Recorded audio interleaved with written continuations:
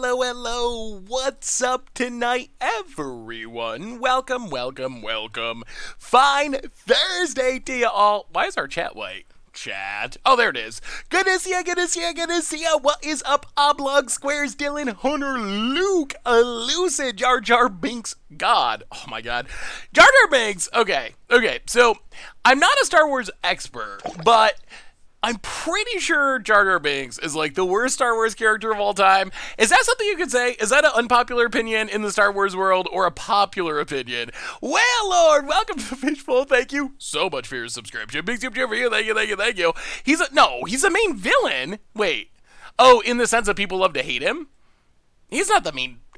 It would be funny if he actually was the main villain. Could you imagine if like Darth Vader was actually Jar Jar Binks? That might make the movie more entertaining and in a really in a really horrible way. Lukey, Lucid, D. Luby, Cryptic, good to see ya. I know there's only two Codies. The good news is we can find Codie pretty easily because we have a million ways to draw cards, and Codie is a legend. There was actually, so I will tell you, the original list of this only had one Codie. I got up to two Codies. I was tempted to try to play three Codies, and maybe we should, just to see more Codie action. I mean, we can grab one more Codie. The question, alright, you gotta figure out what to cut though, chat. I will get the Codie, you figure out what to cut. But we are playing Modern tonight for the first time in a minute on stream. We've done a lot on YouTube, but it's Modern night, and we're Codieing to start off with. We might also take our deck from historic last stream, Velomachus, and see if we could do some Velomachus-ing in Modern as well. We'll see how the Codie League goes, how long it goes. Ooh. I guess we should get a fancy Codie. That'll be our lucky Codie. One lucky Codie added to the mix. So how's everyone doing today? All right, before we get into this, I have a big question to ask you. I don't know if how much does this matter? You've probably already seen this because everyone's been talking about it this afternoon. But Magic on TMZ because of Post Malone. Post Malone causes frenzy at card shop, drops thousands on Magic cards. You love that.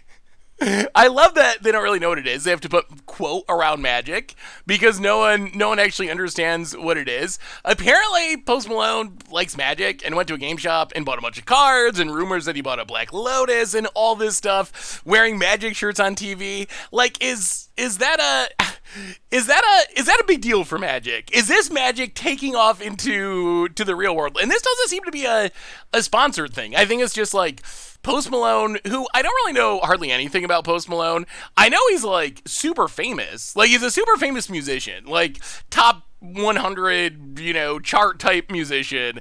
I've never actually listened to his music. I'm sure I've heard something on the radio, so I can't speak for his music, but I know he is like legitimately super famous. Like not Magic famous, where we have like, whatever, like Command Zone or something is pretty Magic famous. Post Malone is like real world famous.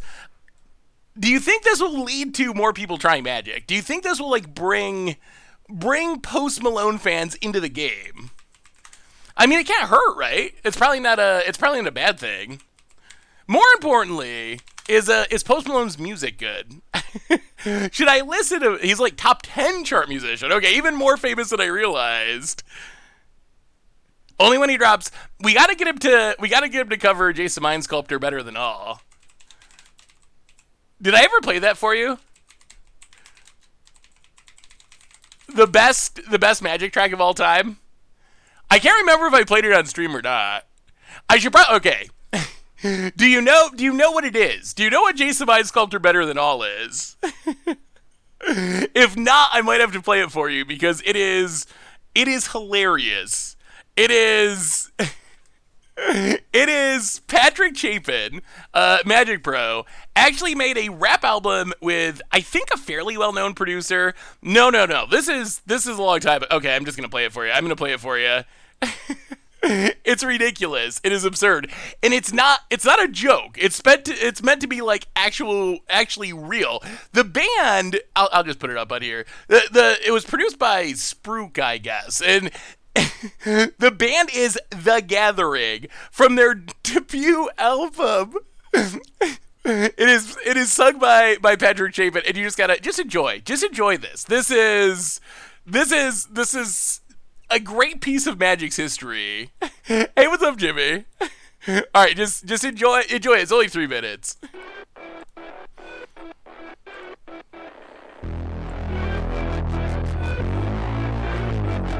Jason White sculptor, walk through the door.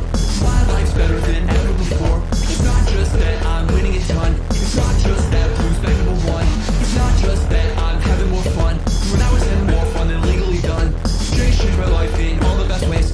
5,000 friends and a massive pay raise. Jason White sculptor, better than all. Jason White sculptor, better than all. Jason White sculptor, better than all. Jason White sculptor. Jason White sculptor, better than all. Jason White sculptor, better than all. Jason White sculptor, better than all. Jason White sculptor. Invented Jason San Diego. Blue white control was what we play, yo. Go Tour San Juan, won by Polo. Once MJ wrote Jason Wacko. Tom Martrol and Jace got busy. Top 8 in the legacy GP. You know it and Jace win the finish 60. Yes, very easily. Jason White sculptor, better than all. Jason White sculptor.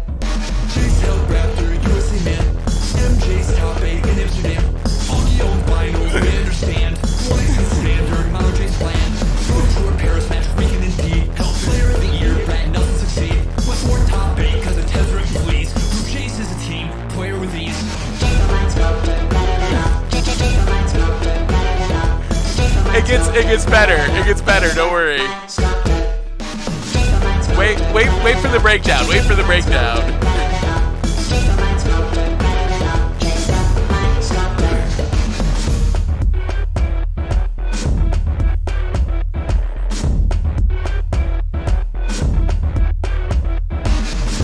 Found Jace a year ago, see.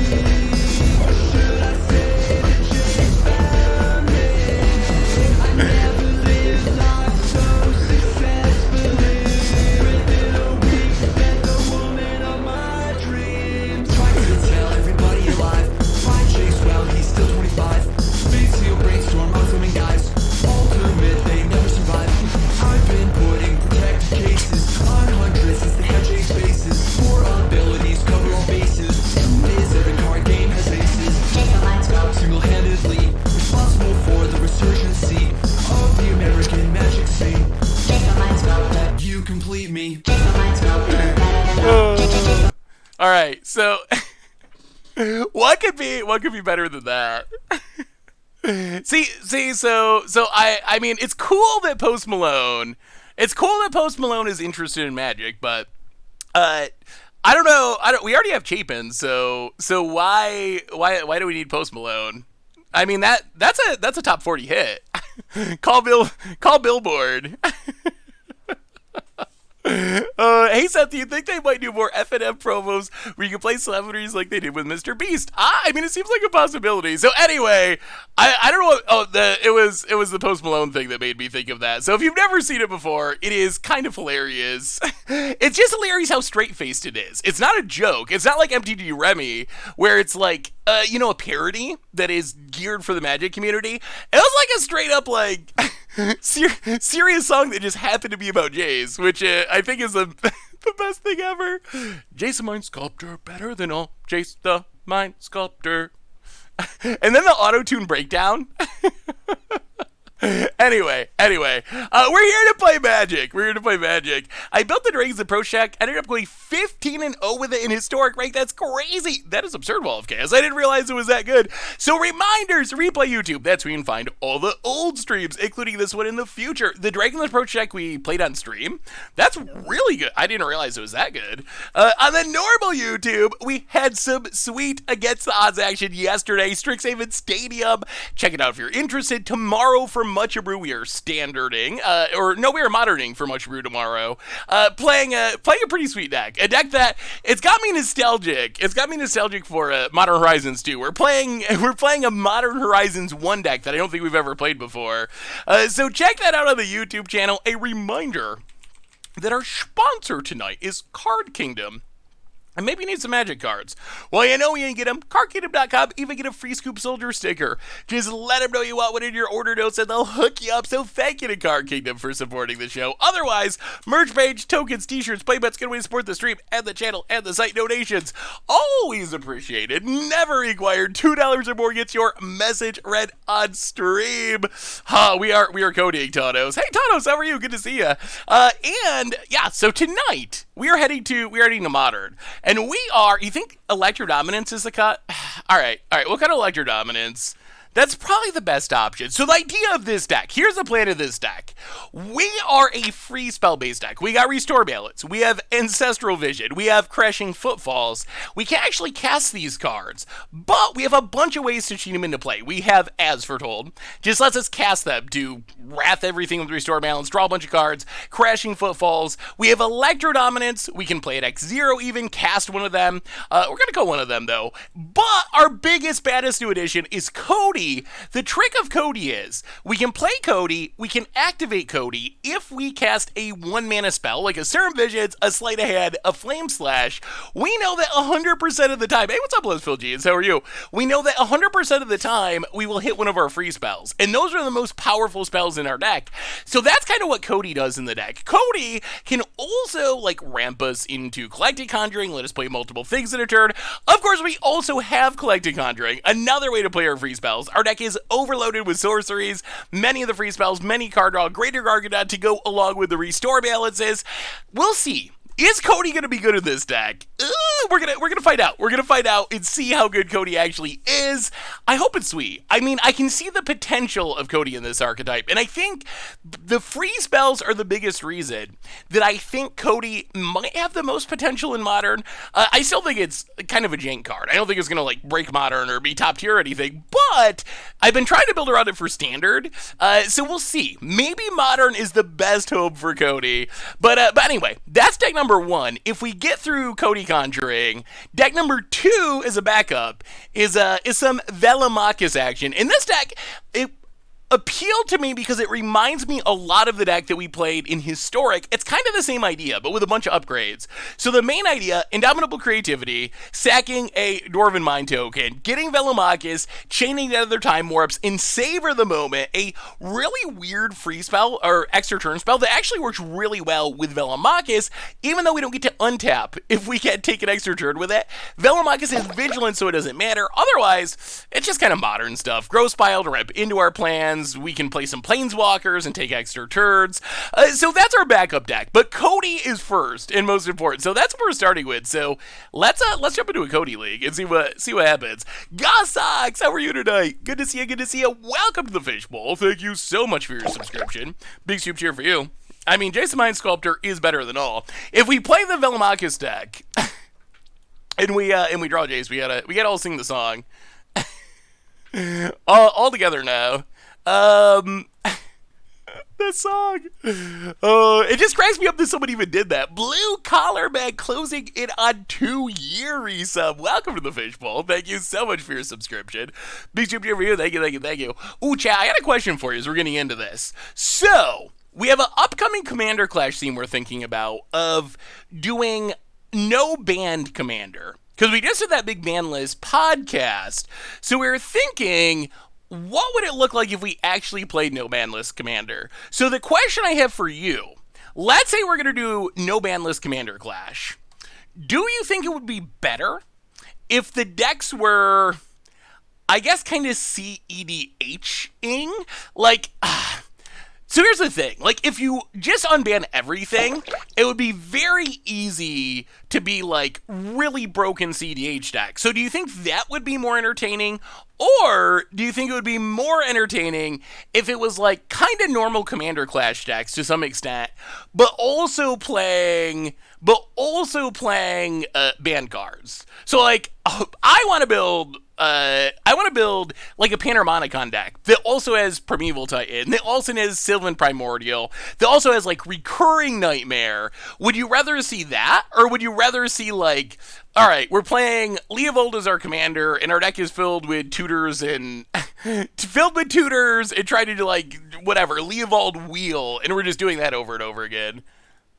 Yeah, I don't know about Quick. The problem with Quicken is it itself is not a sorcery, and Collected Conjuring really cares about sorcery. So losing something we can hit would be kind of awkward.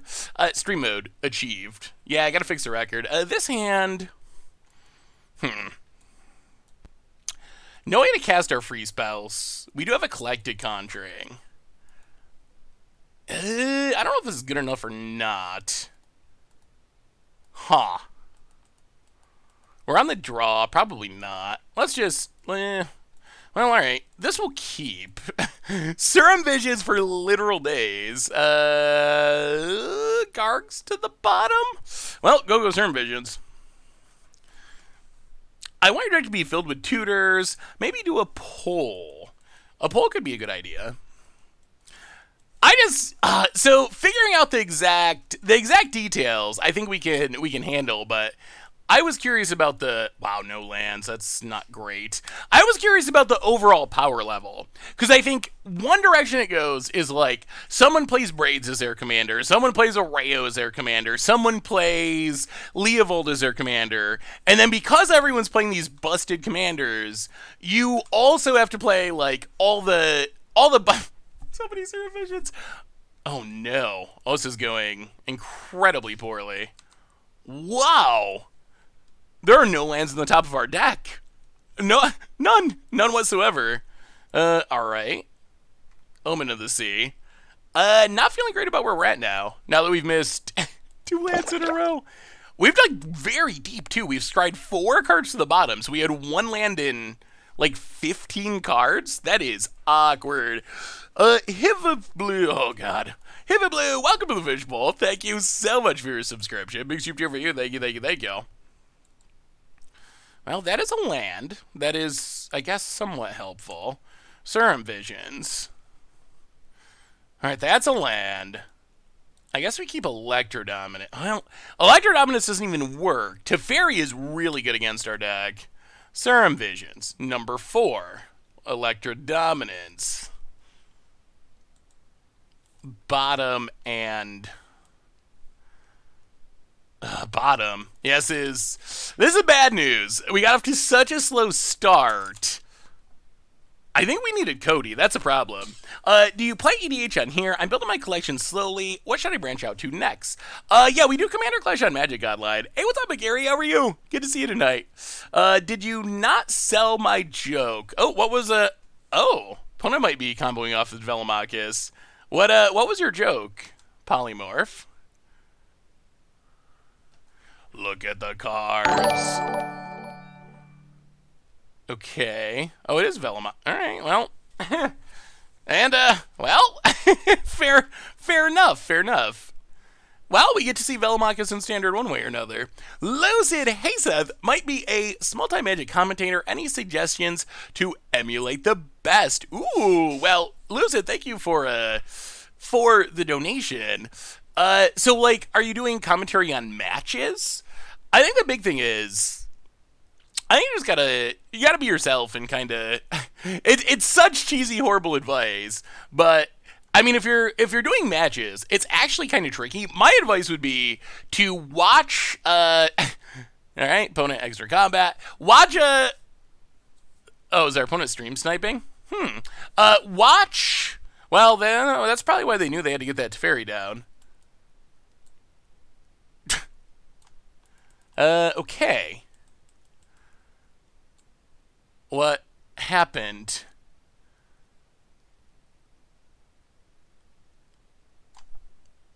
What did our opponent do wrong? Extra combat. I'm very confused. They just forgot to attack? A chunk of metal! Welcome to the Fishbowl. Thank you so much for your subscription. Big soup cheer for you. Thank you.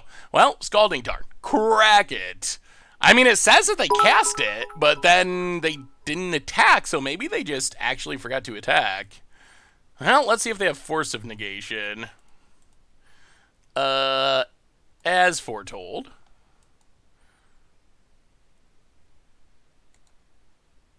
Restore balance. Gotta get rid of that Velomachus. Alright. This isn't bad. So Velomachus is down. Our opponent spent a lot of cards on that. I mean, I don't know if they were stream sniping. Someone in the chat said they were stream sniping. I don't know why they thought that, but yeah, apparently they just straight up forgot to attack somehow. That's kind of awkward because I think that's the entire goal of the deck is to Velomachus and take extra combat steps.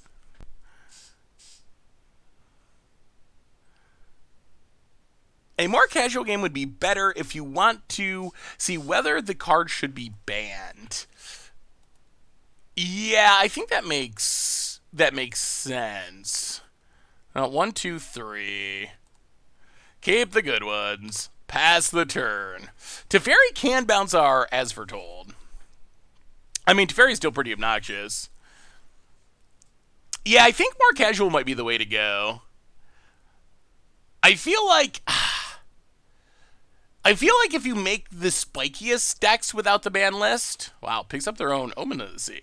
I feel if you make the spikiest decks without the ban list, it really truly just becomes CDA. Jeez, alright. Well, let's see if our opponent can punt their way through with their second Velomachus. This is a pretty good draw. Opponent.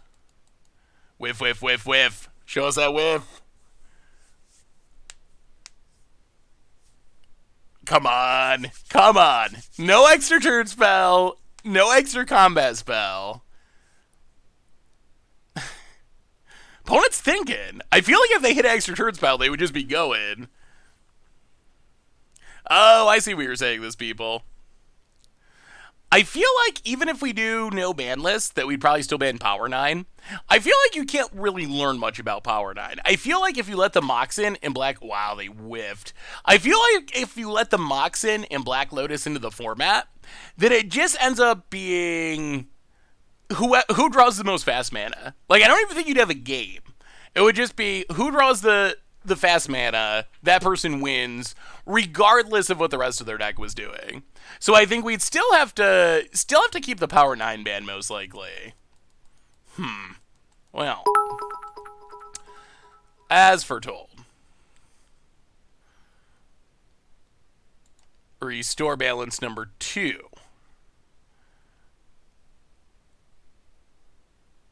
I wonder how many Velomachuses they play. If this is their last one, they might be in trouble. Vote it. Oh boy. All right. Yes. I mean, we've gotten through 2 Velomachuses. One's due to our opponent punting, but... Yeah, I mean... Time Twister's already allowed. I'll draw some cards. Play a land. Pass the turn. Alright, no more Velomachuses. No. We're done. We're done with this. I would say, so I would watch matches and do commentary. I also think that Cedric and opponent does not have any Velomachuses left. I cannot believe we survived that. I would also say that Cedric and Patrick Sullivan are two of the best commentators. So if you're going to do commentary on matches, I would watch other people. Hey, what's up, Suzuki? How are you? I would watch other people who are really good at doing commentary. And I would also just do it over the stream if you want to. Like, watch the stream, mute me, and commentate on the match. Or someone else's stream, or an old, like, Magic Fest match, whatever. But it's a lot different. That's one thing I learned. I've only done a bit of commentary. It's something I would actually like kind of like to do more of at some point, but I've only done a little bit when they were doing like Twitch Rivals stuff when Arena was coming out, and I'm good at talking at Magic. Like that's what I do. I could talk about Magic forever, but actually commentating on a match, it is a little bit different than just like having a conversation about Magic or talking on your own stream. So I think it is a somewhat unique skill set that the best way to get better at it is just to practice it, I would say. Alright, Flame Slashes seem bad. We'll go down 1 Electro Dominance, which is bad against Teferi, bringing the Mystical Disputes. Hope they don't resolve Teferi, run it like that. Huh. I can't believe our opponent fizzled with that. To make sure to include Shahrazad in your no ban list EDH, 2 games for the price of 1. I think that we're also probably going to keep that one out. We might do something with Shahrazad in specific in the future, but you know, I think we're just going to suspend Ancestral. That's probably fine. We might do something specifically with it in the future, but I don't know if it would work well for Commander Clash, because I think the game would never end. Like, I literally think if you let people play Shahrazad, they will abuse it. I know I would. If you let me play Shahrazad, I'm not just going to cast it once. I'm going to try to copy it or 1,000 Year Storm it or do something like that. And the game will literally never end. Old Man X, welcome to the Fishbowl. Thank you so much for your subscription. Big soup for you. Thank you, thank you, thank you. Alright, take down Ancestral. Scalding Tarn. Correct, Scalding Tarn. Mountain and Gargaroth. Gil. We gotta really hope they don't have Teferi. Or Teferi plus, like, protection for our counter. No, so the no ban list game, if we do it, would have to be paper. One day, I play at least 10 sub-games of Magic per match. How long would it go? Like, alright, would you watch this? Let's say we make Shahrazad legal, and we do a stream. It would have to be like a 24-hour stream, I assume, because it's going to take forever. But let's say we do a stream, and the whole theme of it is Shahrazad. And the games would probably not resemble real Magic too much, eventually. Because eventually it would just be, I don't even know. I don't know what would happen. But what if there was a really long stream where the whole theme was Shahrazad?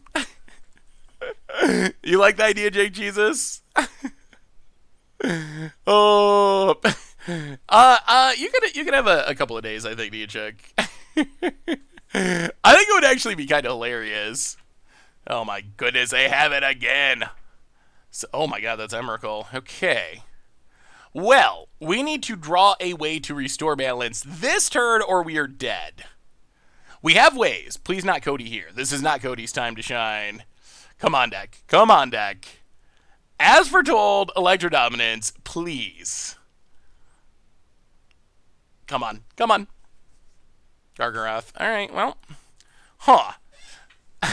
Did our opponent punt brutally with Velomachus and then sideboard out their Velomachuses for Emrakuls, figuring that they wouldn't be able to punt with them?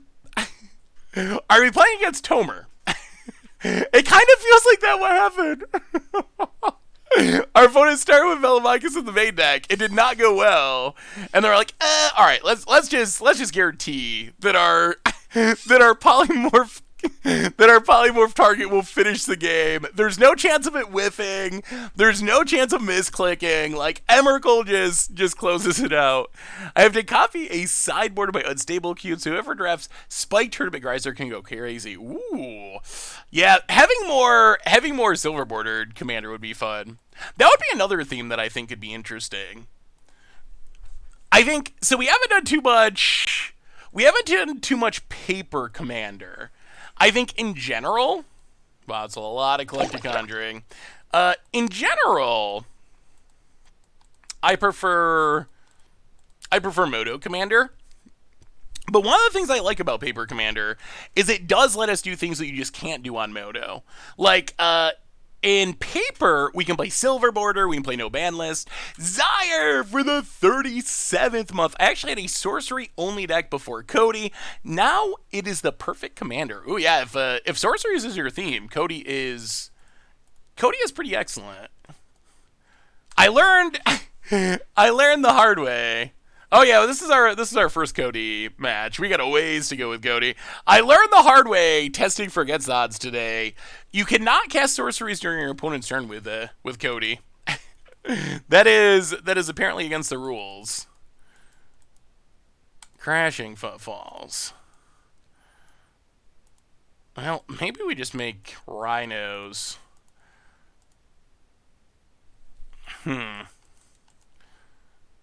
upkeep rhinos? How do we play around counters the best? Upkeep rhinos. Yeah, let's upkeep it. I wish Codie was set familiar instead of college books. Wait, was the set familiar? I feel like upkeep's better. Like, if we do it now, Force of Negation gets us. If we wait to upkeep, our opponent has to have, what, Spell Pierce? That seems... I feel like it's more likely that they have Force of Negation than Spell Pierce.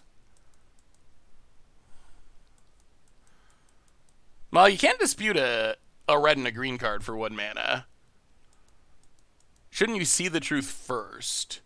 Well, if we see the truth, we can't Rhino this turn. I feel like we just want to get a clock going so we can pressure to Fairy.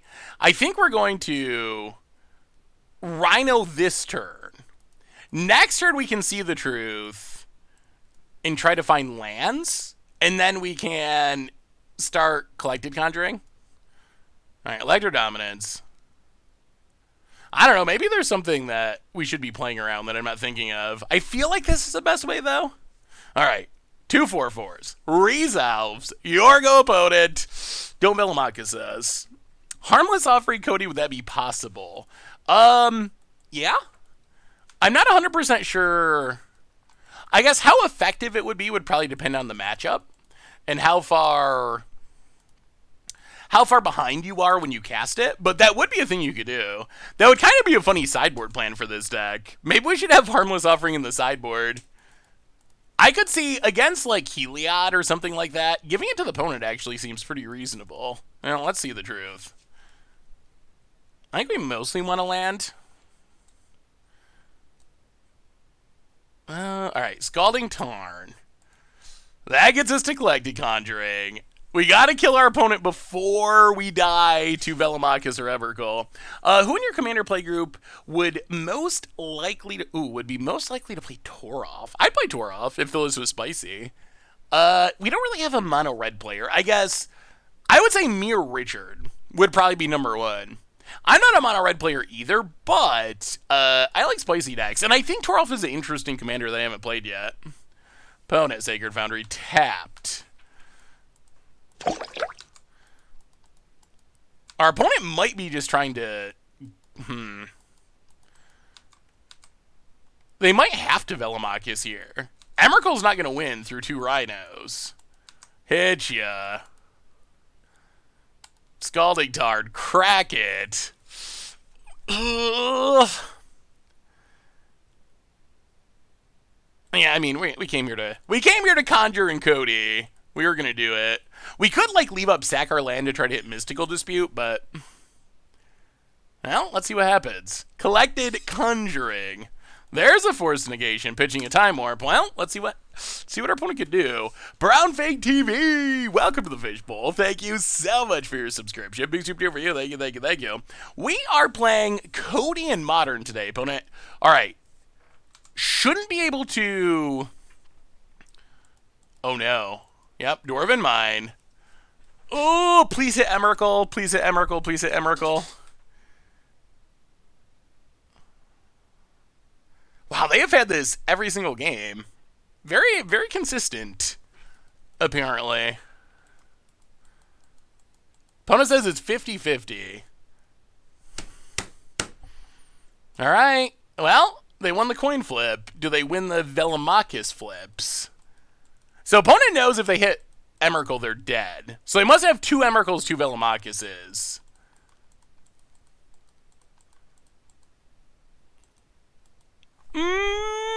Hold. I mean, if they can't win the game here, they're dead. So they gotta hit 2 Velomachus flips in a row. Wow, okay. Interesting. They hit Polymorph into our coat. Well, Codie's time to shine. Codie's time to shine. What's Garg's at? 7? 1, 2, 3, 4, 5, 6. Oh, down to 6. Oh. see that. Well, all right. It's Codie time. It's Codie time. We'll see what happens. Collecting Conjuring off Codie. Yes, yes. Triggers.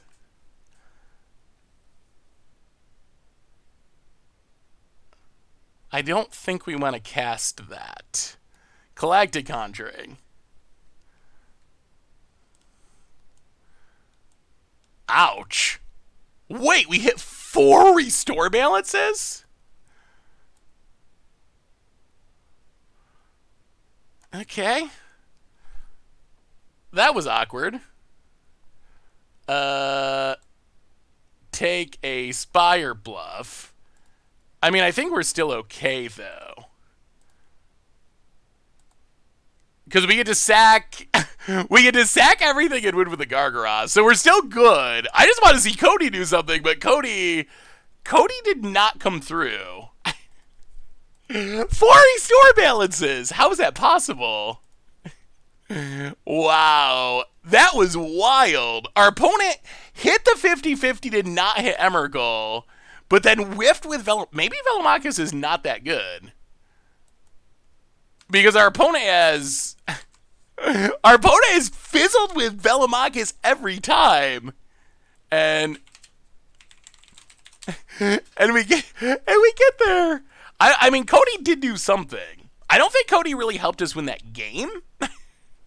It was cool. Modern's great. Modern is just a great form. Where else in Magic do you have your opponent attack with a Velomachus, polymorph your Rhino token into a Codie, and then have the Codie hit 4 restore balances? Like, what a wild game of Magic. I mean, I guess it feels good because we won, but yeah, and also probably the first time I've ever been begging for an opponent to hit an Emrakul off of their Polymorph. But it really was, like, that was the worst hit there. Like, we win if they hit the Emrakul. They have a chance if they hit Velomachus. I do love restore balance, but I mean, I guess we could have sacked all of our stuff, then restore balanced, and won with Gargaroth too, probably. So I guess we had the restore balance was actually fine. Not like super exciting, but it was fine. Alright. Sure. Need to find more free spells. Need more legacy content. I've been thinking that, actually. I still want to try the Chain of Smog deck, and I've just been thinking I don't know. I haven't been feeling standard that much lately. So I've kind of been thinking that maybe over the next couple of months we'll do a lot of legacy and modern and pioneer and historic, and probably not do that much standard, unless we get a shake-up banning. If Wizards decides to shake things up and like ban some stuff, but standard's not bad. It's not bad. This is not me saying standard is bad. Standard's just kind of the same. Like, I feel like I play against the same decks, and those decks are interesting to me. Like, I play against mostly Saltai Ultimatum, followed by some mixture of Adventures and Rogues, and then Mono Red and Mono White. And I think it's mostly that, yeah, like, I think you can argue that the metagame's kind of healthy. Like, in the sense that you have a bit of rock, paper, scissors. You have decks that can potentially beat the best decks. But the format just isn't super fun to me, I guess.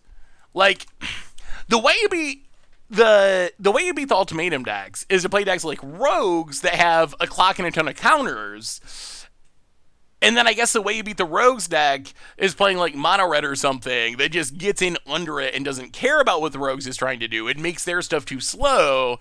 But that's just not a very interesting meta for me, I don't think.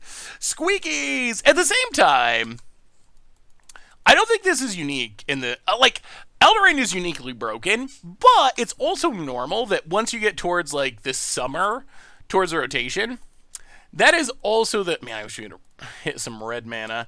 That is also the time when when this often happens. Wow. Wow, wow, wow. Okay.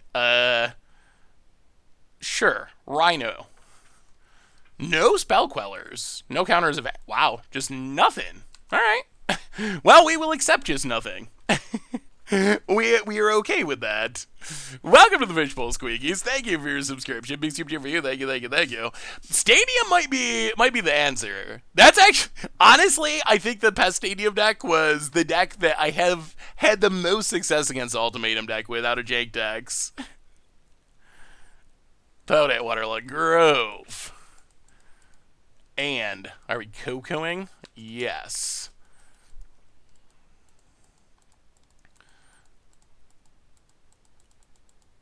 Still wouldn't mind run. Wow! Alright. Our opponents have had some bad luck.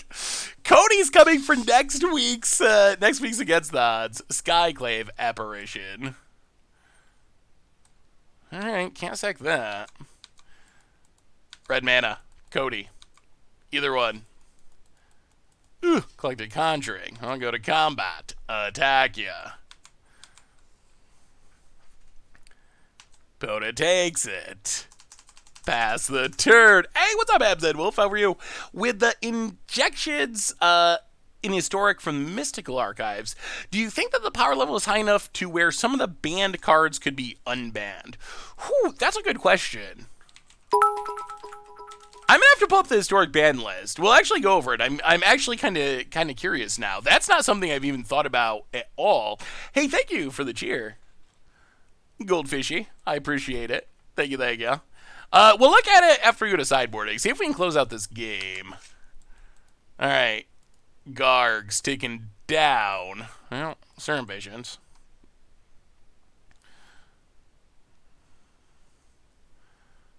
Opponent does need something. Wow. Wow, wow, wow. Bottom and bottom. See the truth. We are making it kind of an adventure to hit our land drops.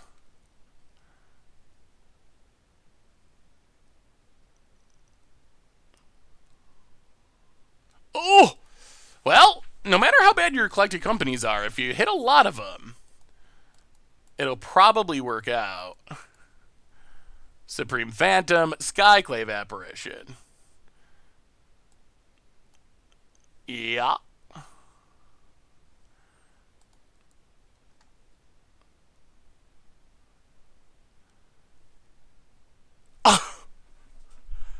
Wow. This deck makes it seem very difficult to hit any reasonable number of lands. Like, really, really hard. Oh, Gargs would be fine in Historic. I would like Gargadon in Historic. Opponent's gonna sack. Down to 7. Thankfully, our Rhinos are tokens, so Skyclave can't get him. Opponent blocks. And blocks. Okay. Oh, they hit another Lord? Alright, alright, alright. Well, ooh, past the turn, but now our opponent's the one with the clock, and we're the one with the nothing. Not being able to find a red source is really making this hard. Oh, Garg's Mayhem Devil. Maybe that's less of a good idea. I have most of the cards in this deck, except as foretold in Blood Moon. I'm using the mana base. I still have 1 card left in the main. What do you think? What would you put in? I have 4 Ancestrals. Ooh, let me take a look. Opponent gets in, hits us. Sure. Down to 13.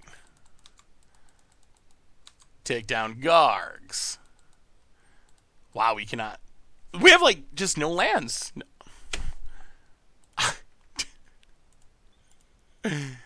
At some point, this is becoming absurd. Opponent found a spell queller. Oh, another Drog Skull. 4, 5. Yeah? Well.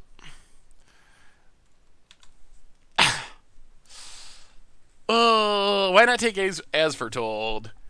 Wow, is this a third Coco? Moreland Haunt. Yeah, that does it. As foretold's just not fast enough. We're just too far behind for As Foretold to be good. Wow, that was a little bit insane that we just had so few lands in our top 30 cards. Dark Puka, welcome to the Fishbowl. Thank you so much for your subscription. Big super for you. Thank you, thank you, thank you. Yeah, not a whole lot you can do about that. Like, sometimes you play Magic, sometimes you don't.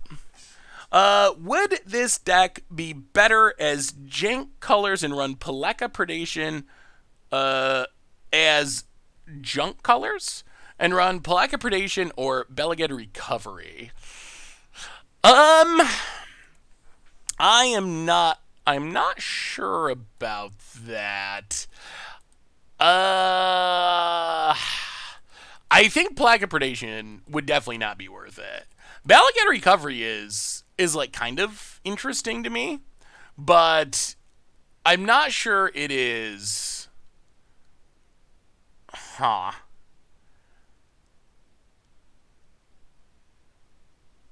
I'm not sure it is interesting enough that I'd want to go in a whole nother color for it. Oh, we're trying to Codie. We're trying. Hey, thank you, Lucid. Opponent, Noblest of Hierarchs. Well, we will play him out and Flame Slash it. I will say that this Restore Balance could be pretty decent. Ooh. Bottom top. Well, the question is going to be, can we resolve it? Pass the turn. Thoughts on Bring to Light since Codie makes Wooburg? I mean, Bring to Light Codie sounds fun. I don't think Bring to Light would do anything in this deck, or do enough in this deck. The other thing I guess you'd have to consider is you'd also have to go full on 5 colors, I think, because I don't think you could just trust in Codie to make the mana. That seems a little bit tough. Get it Island.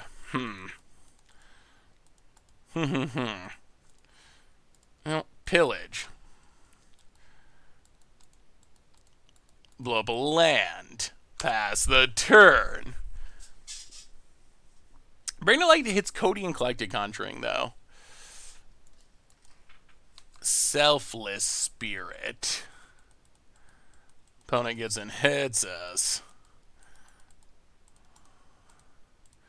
Well, as foretold. No Gargadon this game.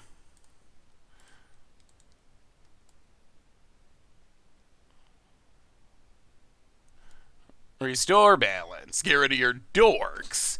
I mean, I guess it... I don't... Yeah, maybe.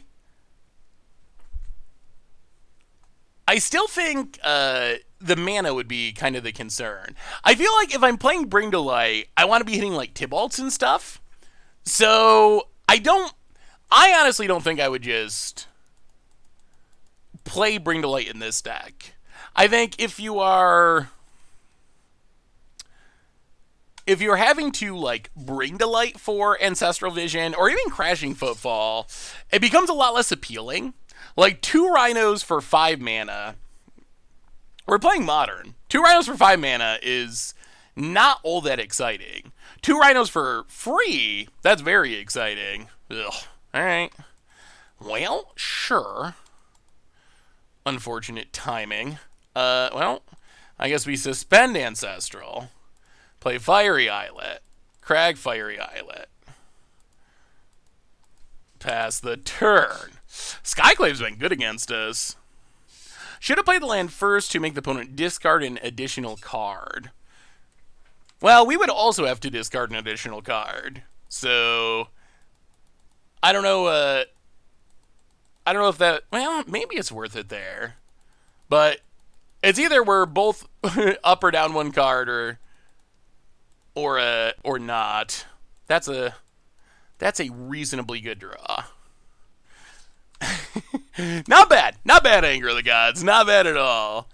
Oh, we are moderning today on Magic Online. I expect that the old turn 6 Ether Vial.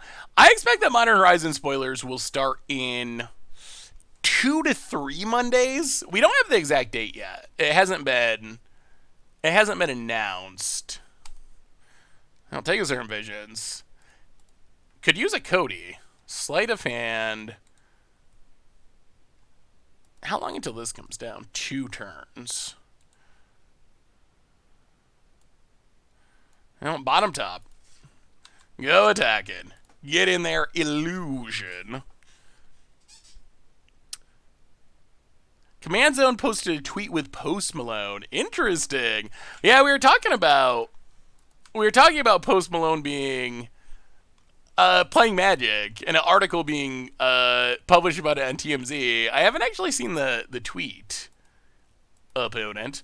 The problem is if our opponent ever top decks Collected Company, that's pretty bad. Why we are kind of just spinning our wheels here. Well, Ancestral ticks down. Sleight of hand.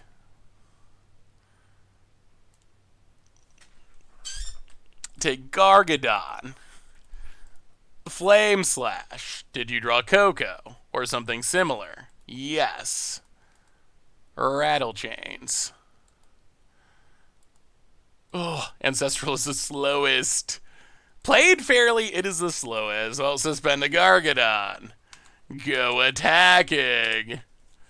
Come on, deck. Come on. Oh, wow, opponent's gonna block.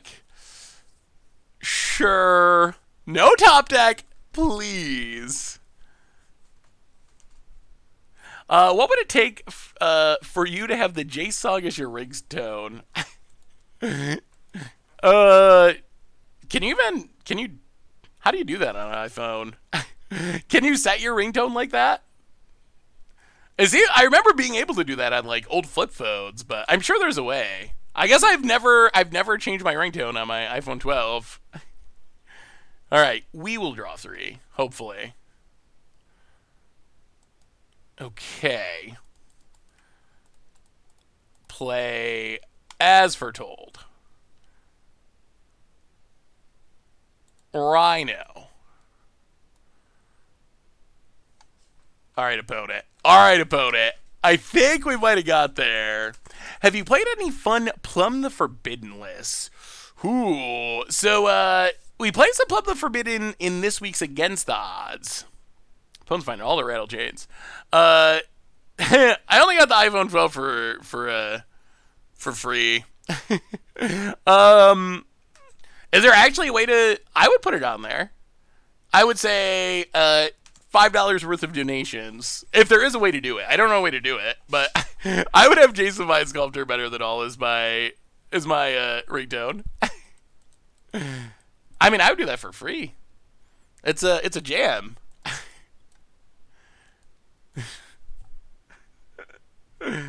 Voted. Hits us. Deezer? Is that what Weezer's been up to? Alright. Untap. Take up, tick down. Can't get Gargadon yet. Well, go to combat. Attack.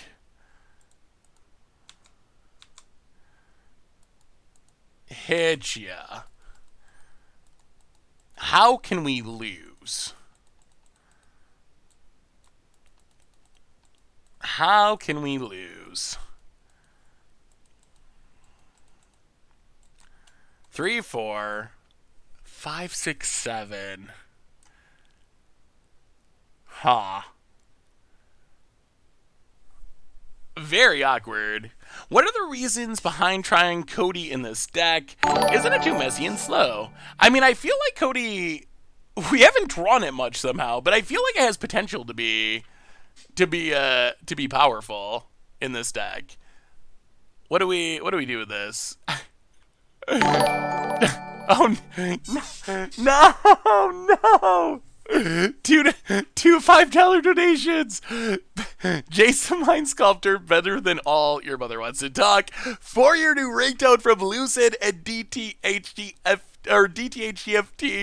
Well, I guess I'm committed now. Jason Mind Sculptor. All right. I'll figure. Deezer, you said, is the app that does it. All right, I will make it happen. Yeah, I guess we anger. Like, does Lord kill us? Well, we're angering either way, I guess.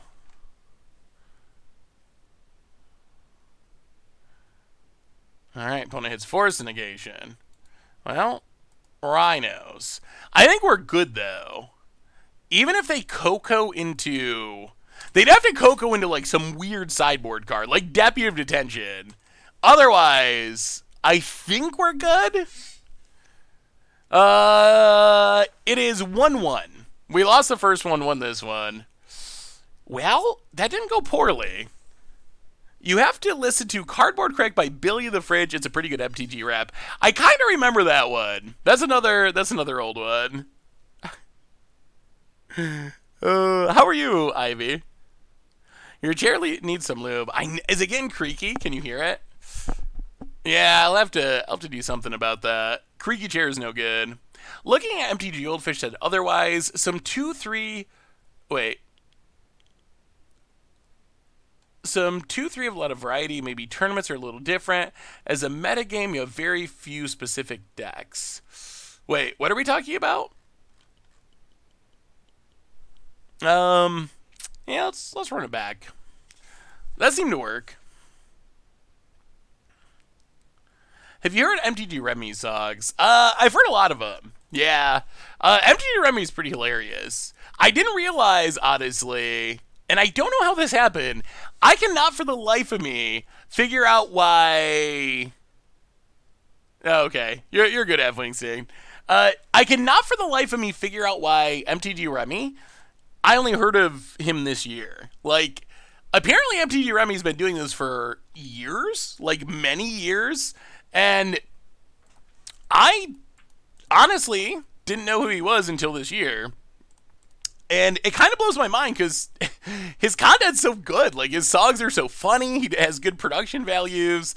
It kind of blows my mind that he just, I don't know how I never heard of him. Like, I have no idea how he wasn't already, like, pretty well known and famous. Insert Dave Chappelle memes about, or like Magic famous. Not, of course. We're talking Magic famous, which I think MTG Remy is now. MTG Remy has really had a pretty popular year. Like, they always do this MTG content creator, like, award thing, and MTG Remy is who I would vote for this year. For Content Creator of the Year, I think. Well, maybe this is Codie's time. I feel like we're pretty far behind, though.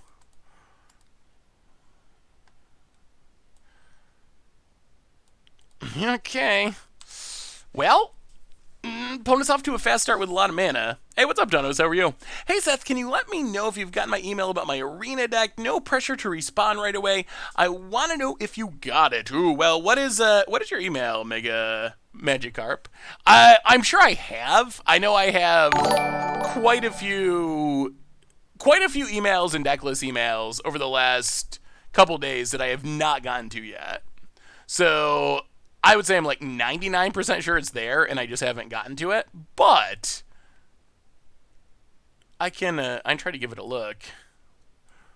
Yeah, this is slow. Well, all right. Let's see how good Codie is. Codie, save us, please. Oh, they're gonna counter it? Oh no! Really? They're scared enough of Codie to counter it? We have a new donation from Cryptic MTG. $5 donation. Oh no. Oh, what a good start. This is a proof that Jason Mind Sculptor is in fact better than all. Oh, thank you, Cryptic MTG. It's a catchy song. It's not bad. Hey, what's up, Stilts? How are you? Oh, jeez. Yes, this one is over. There is no draw or combination of draws that can get us out of this. Opponent, sacks. Yeah.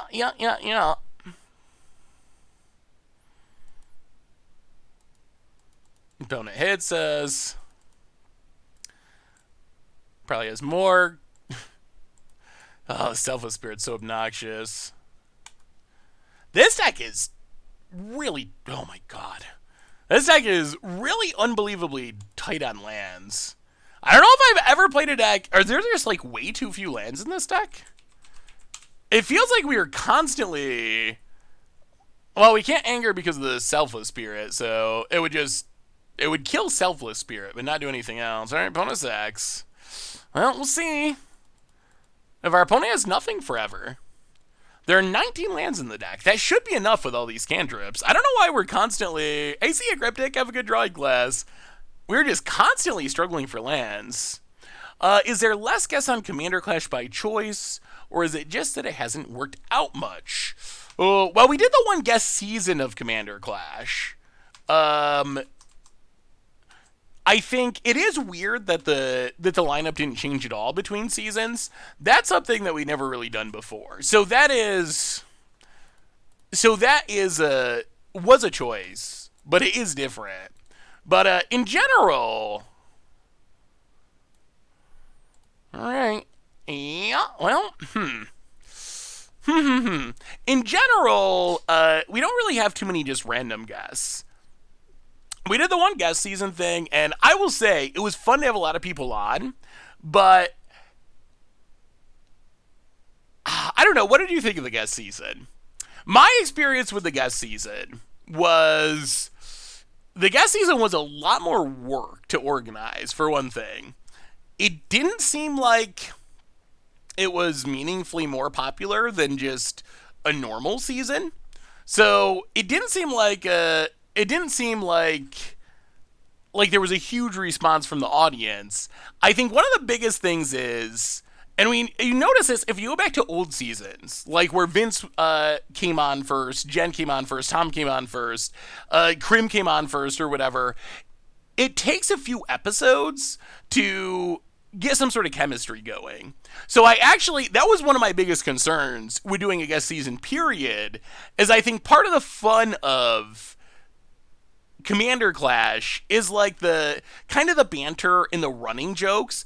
And while the guests are awesome content creators and awesome people and super talented and funny, no matter how good you are at something, it just takes like time for that chemistry to build with the group.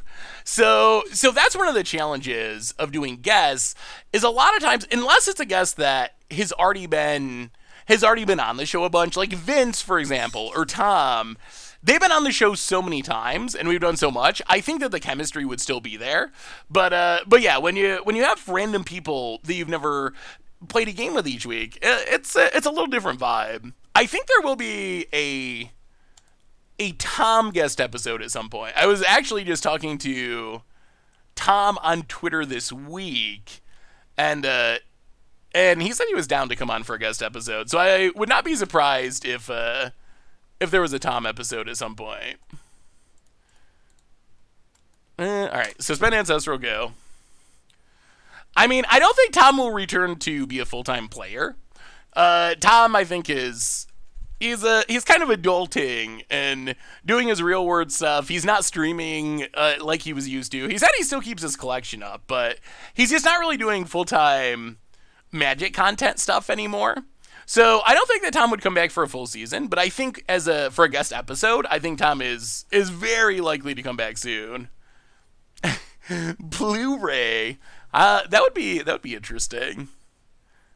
I don't know if Jen is doing content now either. I think Jen's another one who would probably come back for. Oh my goodness.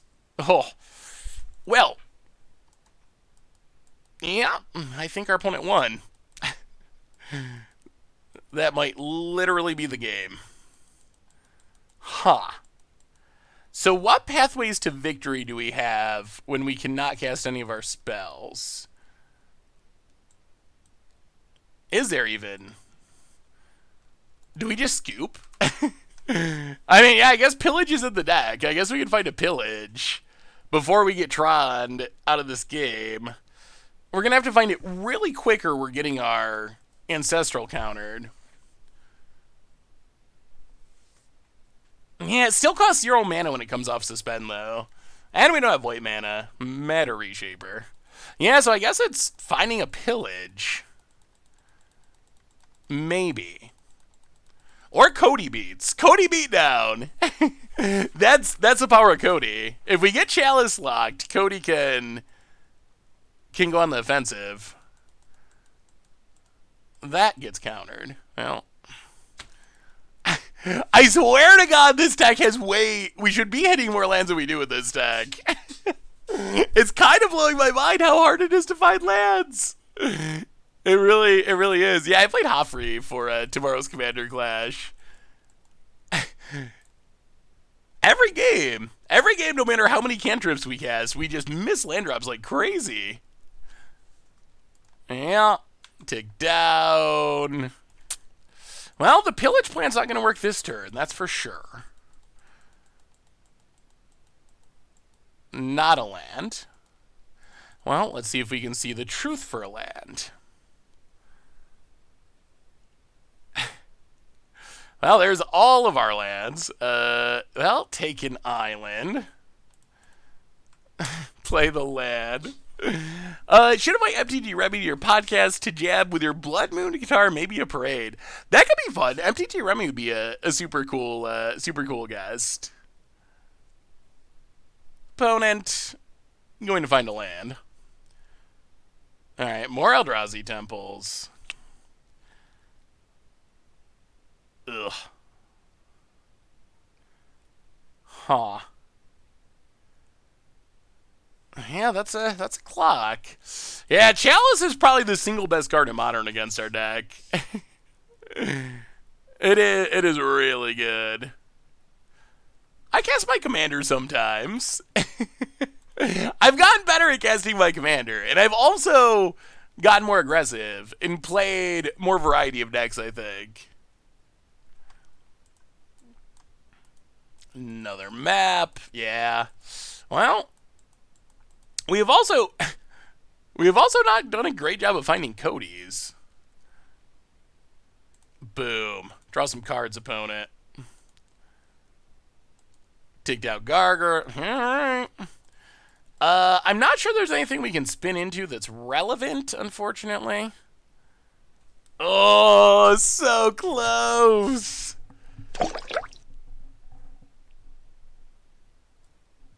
Yeah. Yeah. Alright. Sure. I mean, it's going to trigger when we cast it.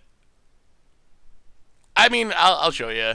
But, like, if we cast Pillage, it's going to be on the stack, because we got to cast both spells.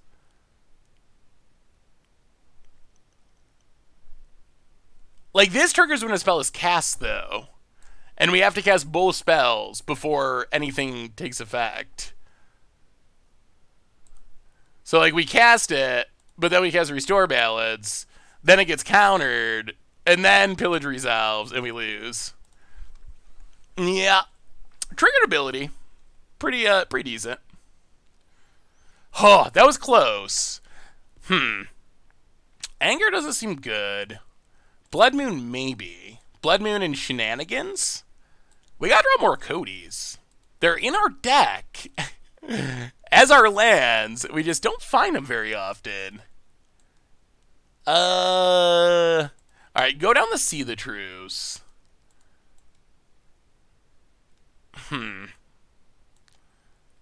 Maybe... Oh, I don't even know. Maybe a Collected Conjuring? Try it like that.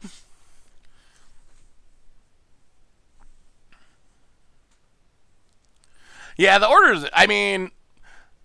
So with Collected Conjuring, you gotta cast both spells before any of your spells do anything. So no matter what order we choose, we gotta cast both of them. So when we cast the free spell, Chalice is gonna trigger. Gotta start running 15 lands to the sideboard to get enough lands to get rid of the bad luck. I mean, it is a 19 land deck, so it's not super land heavy, but ideally we'd get to 3 or 4 for Galactic Conjuring and Codie. And we haven't been doing a super good job of getting there. Magic is definitely wild sometimes. I'd be happy to come on as a guest. I'm not a content creator in any way, but I do know how to do the that's a good qualification for podcasts. Can you do the robot to Jace the Mind Sculptor is better than all by The Gathering? That's the real question. We'll play first. Alright. Well, that's 2 lands. 2 lands is hopefully good. Blood Moon might wreck us a bit if we can't find a fetch land. No answer to a Chalice, but I kind of think Abundant Harvest is going to make Storm play green. How's Abundant Harvest been for you? Like, has it really been that powerful?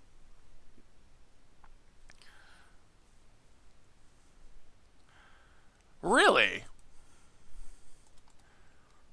Interesting.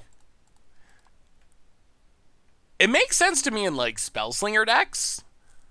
Like, I've seen some of the Phoenix decks. Oh, no. Oh, no. Not again. I can't take it. I really can't take it. Not like this. Not again. Tower. Okay, no Chalice is nice. Codie, probably better known as not a land. Well, pass the turn. Can we draw land number 3, please? I'm not much of a beer drinker. Abundant Harvest, I do think is sweet in treasure hunt decks.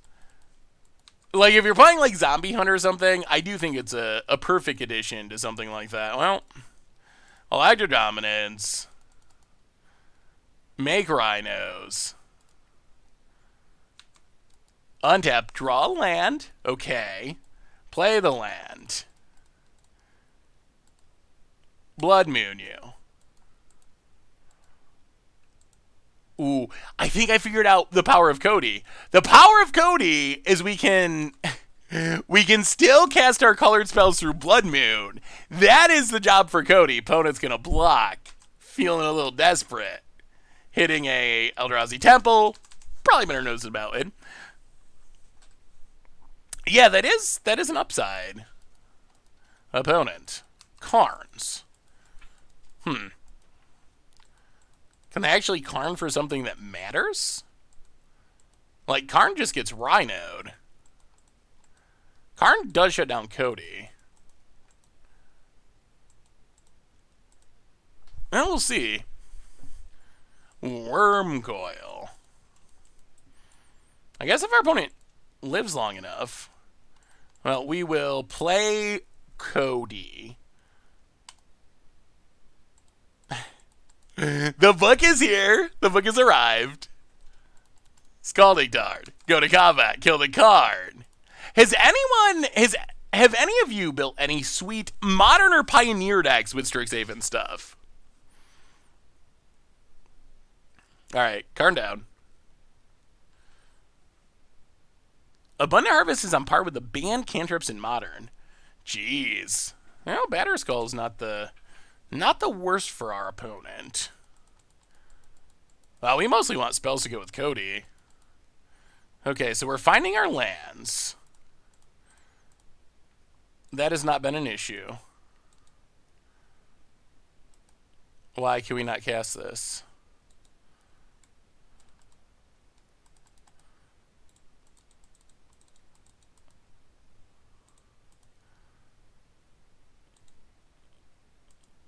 Huh?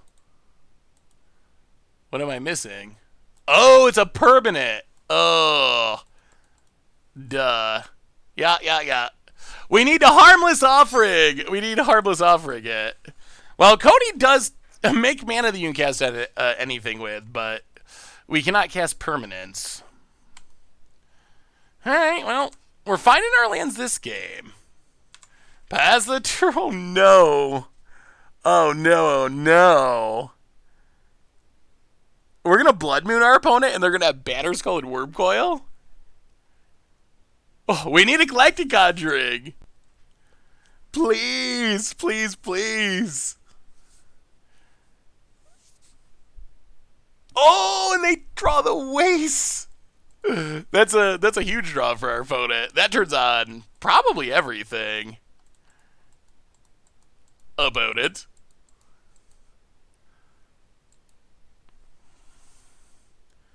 Forgot about the cards in your deck literally build around. Well, I mean, yes, yes, yes. Codie, it has many drawbacks apparently. Huh. So is Codie losing us this game rather than winning it? All right. I think the answer is yes. All right, all right, all right. We'll pass the turn. Huh. Oh, Codie. Codie. Well, if we block with Codie, we can't cast As Foretold anyway because we don't have blue mana. So I think it's probably still. Oh my god. This Blood Moon has done nothing. Nothing at all. Ha, Codie's a book. I don't think books have feelings.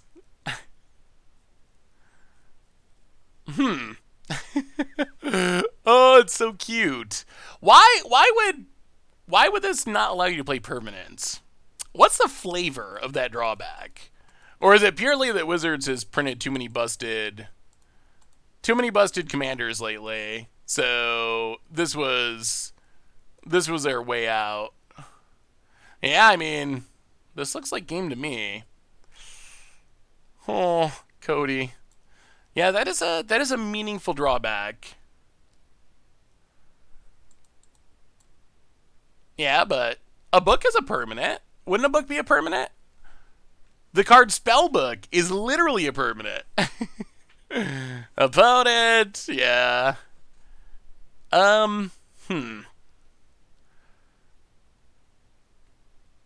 Is there anything we can draw? But why does Codie hate permanent so much? That's my question. Liquimental Coating. Opponent passes. Mountain.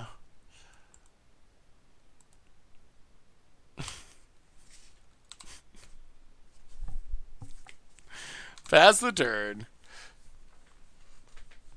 Well, I'm a little surprised how easily this Eldrazi Tron deck is.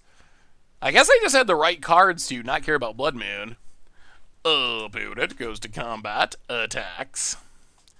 Well. Okay, Codie did something.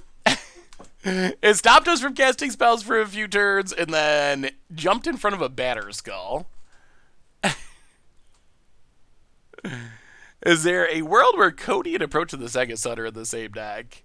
I would be surprised because, well, for several reasons. The biggest is, one of the things that surprised me about Codie, and I'm still not 100% sure why this is, but its ability is kind of like Sunbird's Invocation. But Codie is less than when cards like Sunbird's Invocation are X or less. So with something like Approach of the Second Suns, there's not really any shenanigans there. Like, you cast an Approach of the Second Suns, but you can't hit another one. Approach also has the drawback that you need to cast it from your hand the second to actually make it work, I believe. So yeah, I don't think it would actually do much there. That's one of the things I've seen in Standard. I've been trying to work on it for Against the Odds, and it would be way more powerful if you could like cast whatever a 7-drop and hit a 7-drop, but the cast a 7-drop hit a 6 or less drop. That's a pretty interesting deck building restriction. I saw a version of Codie for Commander that's like a modern living and cycling deck. Yeah, I mean, I think basically, like, that's kind of the same idea of what this deck is trying to do. If you take your deck and you have Living End as your only free spell, and then you play a bunch of 1-mana cantrips, you know that if you can Codie and then cast a 1-mana card, it's going to hit your Living End or whatever. So I think that is probably the best, like, most powerful thing you can do with Codie. Nassif has a Jeskai control deck with Codie. Have you seen him play it? How has Jeskai Codie control gone? Gemstone Caverns, eh? Well, bottom and top. At least we got our lands this game, which is nice. Vertical Memo! Welcome to the Fishbowl. Thank you so much for your subscription. Big soup cheer for you. Thank you, thank you, thank you. Yeah, donating it would be kind of cool. I think, alright, Mountain, sure. Oh, so opponent's playing Abash Red. Donating would definitely be sweet. I think that's a cool idea. I don't know, though, like, I wonder if it would, how effective it would be. We could try it for fun. I think the challenge is, I think that would be an interesting, like, secondary game plan. I think the challenge with having it be your primary game plan is, if your opponent isn't playing a deck about build around casting permanents and they're casting spells, then it just kind of does nothing. I think it would be funny, but I'm not sure. What else has is there anything else that has a Codie-like restriction that's even stronger? I know there's, like, Steel Golem keeps you from casting creatures. And we might as well just blow up a land since we're on the play. Opponent's on Abash, so they didn't play a 1-drop. They can't play a 2-drop. So this should slow them down a smidge. Yeah, it does sound like it'd be funny. Maybe it's something to try in Historic sometime. Yeah, it's definitely a cool play style. The, like, giving your opponent stuff, but stuff that is actually bad for them. I think, like, the classic option is, like, Demonic Pact. I guess you could play, well, But then you have Codie's, I was going to say you can play Codie and Demonic Pact, and then you'd have multiple options that are good in different matchups, but Codie would keep you from playing Demonic Pact. We can collectively conjure, though.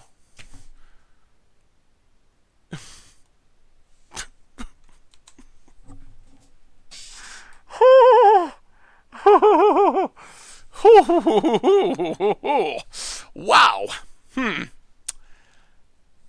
Well, I guess I no longer feel bad for our opponent that collected companied into just that Noble Hierarch. we did him one better. Oh, collected Conjuring. All right, Ancestral Visions draws us cards. Fiery Islet, pass the turn. Where's our Codie? Does Grafdigger's Cage stop Codie? I believe so. I'd have to double check the actual wording. Grafdigger's Cage is weird. Some stuff that you think it would hit doesn't hit. So Codie, when you cast your next spell, exile cards from the top of your library into exile. So no, it would not, because the spell is being cast from exile. Grafdigger's Cage keeps you from casting spells in your library or graveyard. So since Codie exiles it, it does get around the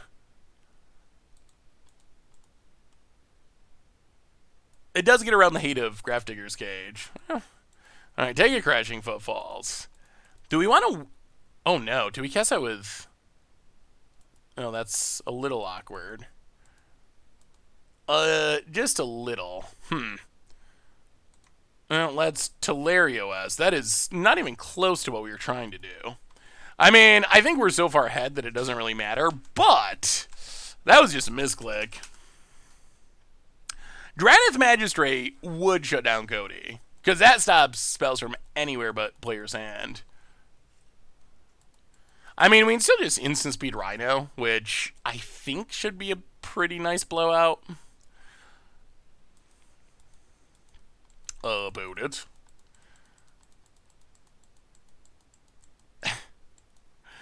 Do they dare attack? Codie. Alright, they're going to attack. Well.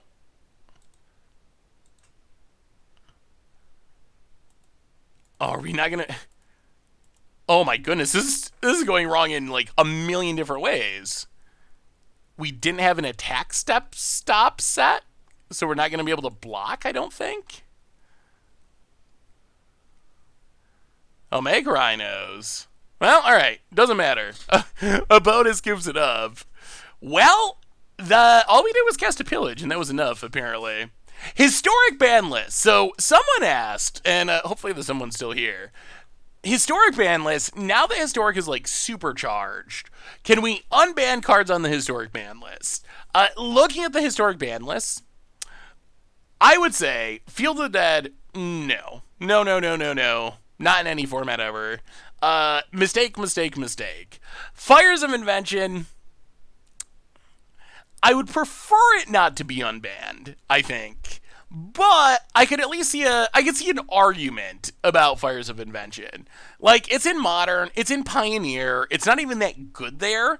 I think that Fires, in part, got punished for how broken it was in Standard.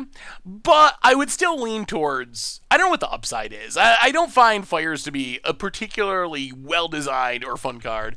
Nexus of Fate, definitely not. I mean, if anything, Time Warp could be finding itself on the ban list. Oko, no. Oko is too good for every format. Omnath, also no. Omnath is another card too good for every format. Once Upon a Time, also too good for every format. Uro, definitely not too good for every format. Veil of Summer, can have a conversation about Veil. It is very good against control decks. It is good against Thoughtseized Inquisition. And it might be that the decks that I would like to play kind of benefit from it, but I still am not sure that it would actually be. Are we leylining? Do you even care? Maybe we're just doing what we do. Opponent's mono red. What are they going to do? Try to kill us before we do our thing? All right, we'll bring in 2 angers. Those are fine. Run it like that. So I would lead towards no there. Veil of Summer, I could see an argument, but Veil would make control is bad in Historic. Veil would make it unplayable. Isn't control like one of the better archetypes in Historic at the moment? So that would be my argument, is like, let me see if I can find the metagame page. I think one of the arguments I would say, and I'm not saying we should unban it, but I think an argument for unbanning it would be because the powerful new cards from the Mystical Archives have tended to help control decks, that maybe that would be an argument for leaving it into play. On the other hand, we have seen Salte Ultimatum become a legitimate deck in the format, and I don't know if I want uncounterable ultimatums for 1 additional mana in the colors that the deck is already playing. Wilderness Wreck, hard no. Winota, hard no.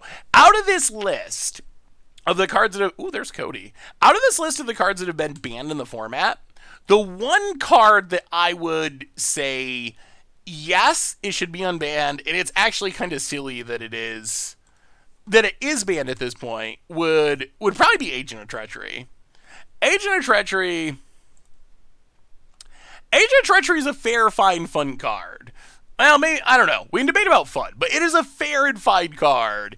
It was broken because of Winota and other support pieces. I kind of feel like with the current ban list, Agent would probably be fine. Like, if you're hard casting Agent, I mean, it's the same cost as an ultimatum. People are casting literal ultimatums and winning the game. at the same time that you'd be casting Agent of Treachery. So in a world where ultimatums exist, where we have, ooh, no free spell to go with it yet. But in a world where ultimatums exist, and Velomachus exist, I don't think that Agent of Treachery would be a problem. I also think maybe a more interesting conversation. Does Agent go in the ultimatum deck, though? I mean, sure, probably, but what makes that deck busted is ultimatum, I think. Like, it's that you have a one card combo. You have 7 mana, you win the game. So I don't actually. Ooh, that's actually awkward. That's more awkward than I would like it to be, actually. I'll suspend Gargadon. Somehow we don't have any blue mana. I guess we can Codie it, but Codie can't as foretold, like usual. Next turn we can Codie. Tados with the gift sub to Hong VCD. Welcome to the Fishbowl. Thank you so much for your subscription. Big super for you. Thank you. No, it's not in this deck, but we might play a Velomachus deck after the Codie deck. Perhaps. More red mana. Well, let's just anger the gods. Play the land. It's almost Codie's time. What do you think about the Mystical Archive cards, though? I would say Channel, hard no. Counterspell, yeah, probably fine, whatever. Demonic Tutor, no. Dark Ritual, no. Lightning Bolt, yes. Why is that not? I don't know. I don't understand why Brainstorm and Faithless Looting and so forth is fine and Bolt's not. Same with Swords to Plowshares. Those are the two that really rub me the wrong way. I don't get it. I don't really get why we can't at least try them. Like, Wizards already said that. Like, we expect to have to ban Mystical Archives. Why not try those ones too and just see what happens? I'm not sure what the downside is of giving them a test run, so to speak. Well, all right, we're going for it. Codie, stay alive.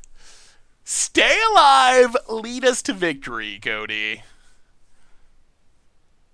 Please. Please. Can you beat a book? Swords is risk-free, in my opinion. Bolt does not have the risk. Bolt does have the risk of pushing Burn over the edge. Yeah. Ooh, Flame Slash. All right. Yeah. Yeah. No, that is true. That would be my main concern with Bolt. When people say like, "Oh, it's gonna push small creatures out of the format," I mean, we have Fatal Push. We have so many. We have Claim the Firstborn. I don't really buy that argument, but Burn being too good, I think that is a somewhat realistic concern. Well, ooh, blue mana finally. That's actually pretty huge. As foretold. Rhino. Go. Playing through the Blood Moon. Speaking of Codie, did you see the Codie list in Pioneer?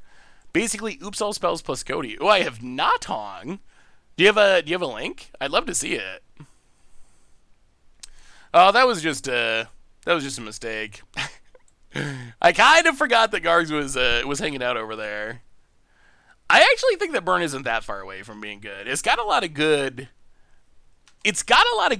burn spells, and it's got decent creatures. I think it's pretty close, considering the limitations of kind of needing to be wizard themed to have enough lightning bolts. But if it had a real lightning bolt, that's a good one. Yes, we will draw 3. We will sleight of hand. Take a Serum Visions.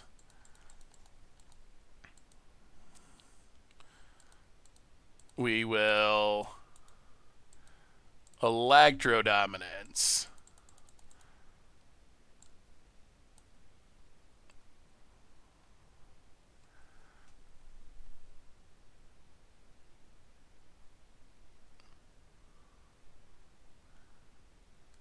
All right.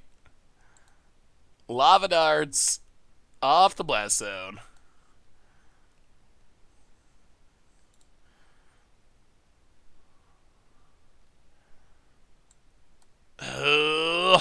We do have to not get burnt out. That is somewhat of a concern.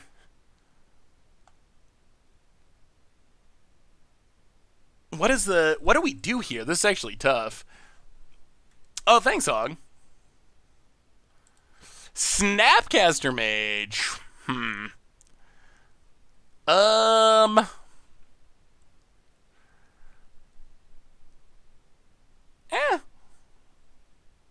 I guess it might be okay. It would be strong. Yeah, I don't know. I guess I'm on the fence. Pre-brainstorm, Faithless Looting, Time Warp, I would be more likely to be okay with it. But in our current format, I am a little nervous. All right. Not what we wanted to do, but I feel like we have to kill one of these threats. The risk is, if we don't kill any of the threats, our opponent can theoretically kill a Rhino and then just kill us with burn spells. Oh, this is going to be close. We could use Restore Balance. Restore Balance is a card that would just put this away. Soul Scar Mage for our opponent. Honey, I got opponent. Come on, no burn. No burn. I mean, I guess Codie ate a burn spell that would have killed a Rhino. So that's some book value. Yeah, Bring to Light could be interesting. I feel like I'd want to rebuild it to some extent. We talked about it a little bit earlier. I feel like if I'm going to Bring to Light, then I want to have like Tybalt's. Obviously, you'd have to rework the mana base. All right, there's an Abash. Opponent. Yeah, Restore Balance for the win if we can find it. Take up, take down. Telerio asked, well, Serum Visions. Ugh, Bottom. Top. Gotta keep the Codester. Draw some cards. Codie. Spire Bluff. Attack you a little bit. No Restore Balance. I mean, next turn we could potentially Codie Collecting Conjuring, which would be absurd. Oh no. You can't cast permanent spells. Cast. Codie's got a little bit of drawbacks. Hey, welcome, Del Crois. Good to see ya. Jason Mind Sculptor, better than all. Jace the Mind Sculptor. Oh, those lyrics. Voting is attacking. Would it actually be better without Codie? I'm not sure. Codie does do cool things. The problem is it dies frequently. And there are occasional non-bows. In theory, we can work around the non-bows. But, I mean, in Greater Gargadon, what's going to end up happening is if we need to, we just sacrifice the Codie to Gargadon. So hopefully we can get Codie value, and then when we need Gargadon to come down... What are they, Emrakul? What are they doing? And then when we need Gargadon to come down, we can always sack it, so it's fine.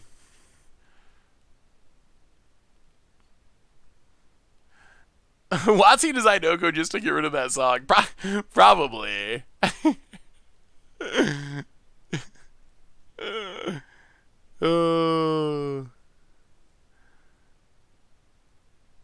Opponent going to lightning bolt our face. I mean, I guess if our opponent just has a ton of burn, that could get there. So they have lava dart. I feel like if they just had lethal burn, they would cast it though. All right, stuff dies.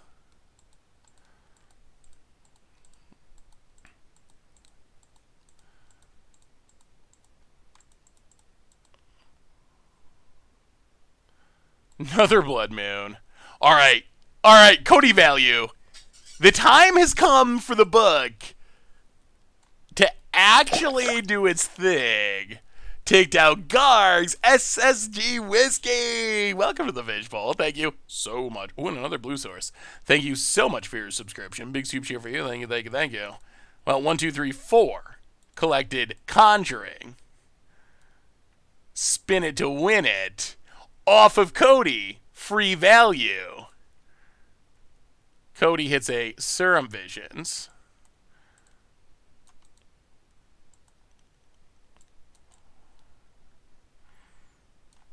Well, collected Conjuring.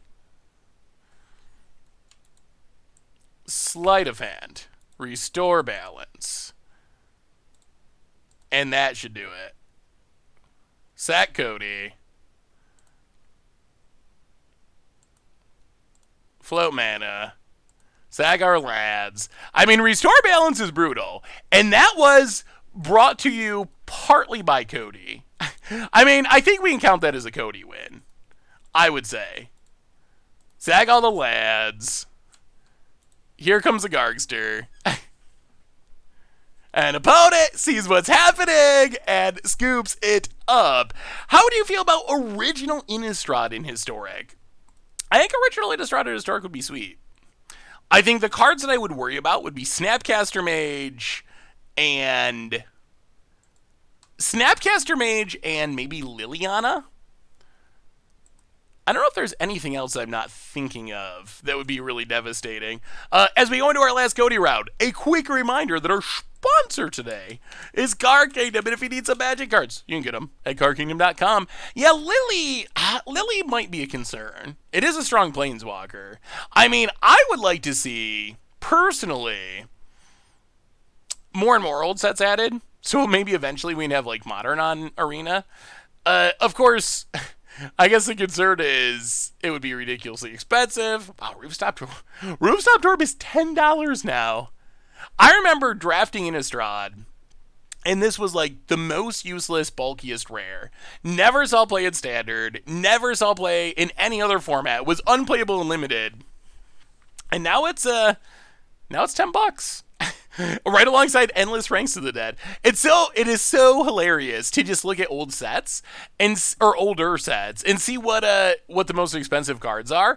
It is a huge testament to the power of Commander. Like, in all honesty, you just look at these sets and you're like, really? The one that got me recently is the cost of some of the Eldrazi. Kozilek 95, Ulamog back up to 90, and I believe that Battle for Zendikar Nulamog. Oh, we're probably... Oh, all right. And I think that Battle for Zendikar Nulamog is also closing in on $100. Like, the prices are insane. I don't even know how anyone builds... Yeah, $87. Void Winnower is in second. I don't even know how people afford to build paper Commander decks, honestly. Like, I've given up on old reserve list cards. Old reserve list cards...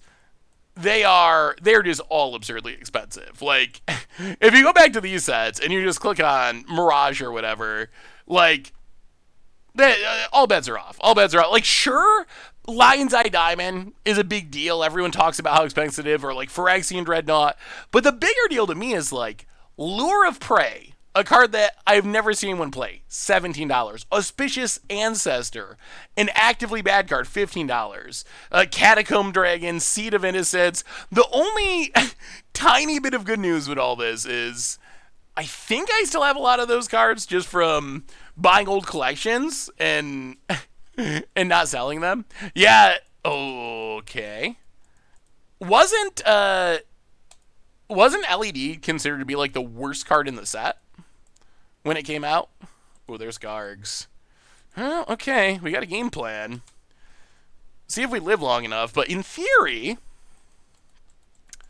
Gargs into Restore Balance is going to make our opponent a little sad. Oh, Scalding Tarn, crack it. Get a Island. Sleight of Hand. Take a Sleight of Hand. Actually, do we want to Islet? Now we'll take Sleight of Hand. Gargadon. Suspended. This has to be one of the scariest sights in Modern. When you see your opponent suspend a... People gave you LEDs? The funniest story, I don't even know if this is possible. I saw it on Twitter. I think it was Ben from Star City Games that was talking about the worst proxies he'd ever seen. And he said the worst proxy he'd ever seen was someone proxied Island over a Guru Island. They had like an incredibly expensive promo island, and this was like 20 years ago, so it wasn't based on any recent events. But this was like 15 or 20 years ago. So, but yeah, it was like a very expensive promo island, and for some reason they turned it around and wrote Island on it and played it as a proxy. What a ridiculous! I will say that's one of the most fun parts about buying collections is just you never know what random stuff will show up in someone's Magic collection. That is a huge part of the fun. I've definitely got some weird like proxies, some weird awesome dude. How is the college life? Well, we will restore balance.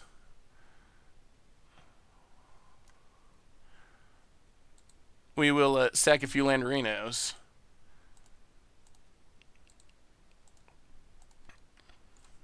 Opponent. You will sack a few Landerinos.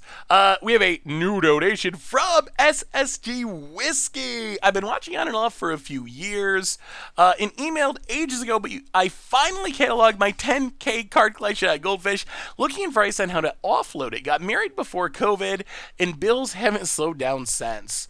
Whew. Well, I think that the answer is it really depends on how much work you want to do with it.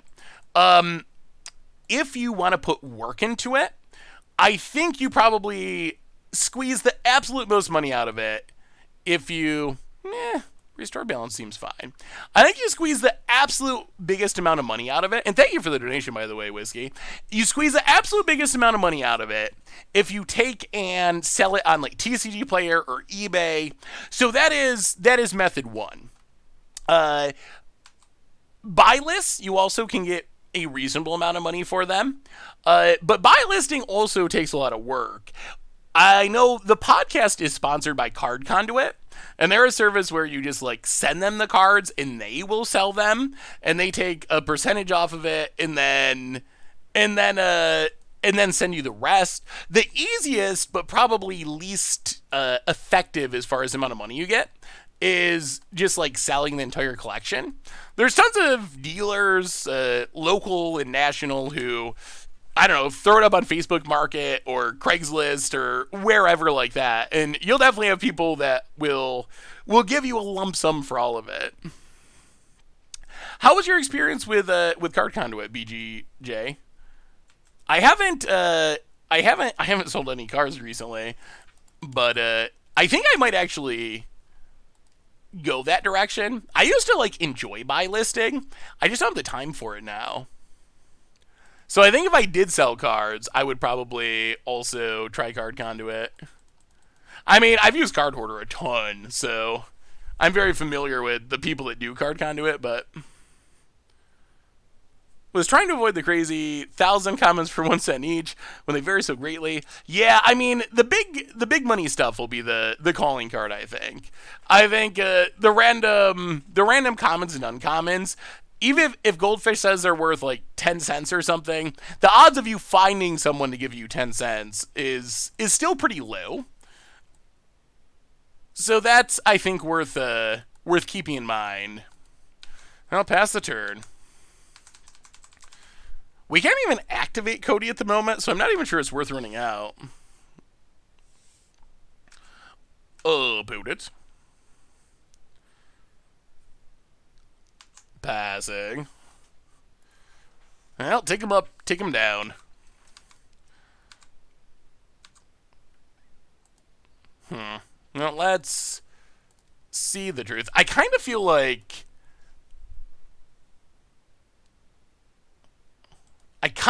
we should restore balance one more time, just to make sure.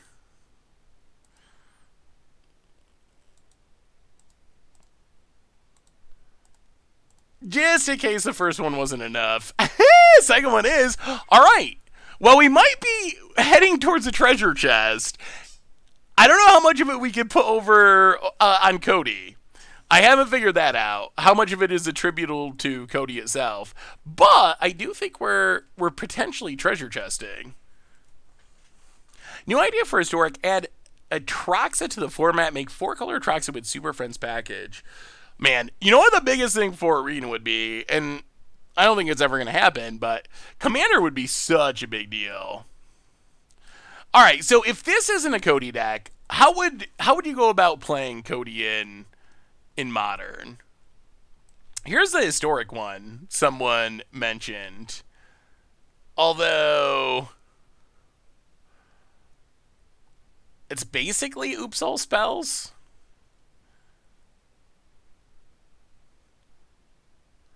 Oops All Spells would destroy the evidence. I forgot they lost. They lost all their payoffs. I can't believe people are still trying to make it work. Oh, that deck got banned so significantly. Well, Blood Moon's in. Go down to See the Truth. Go down a Flame Slash.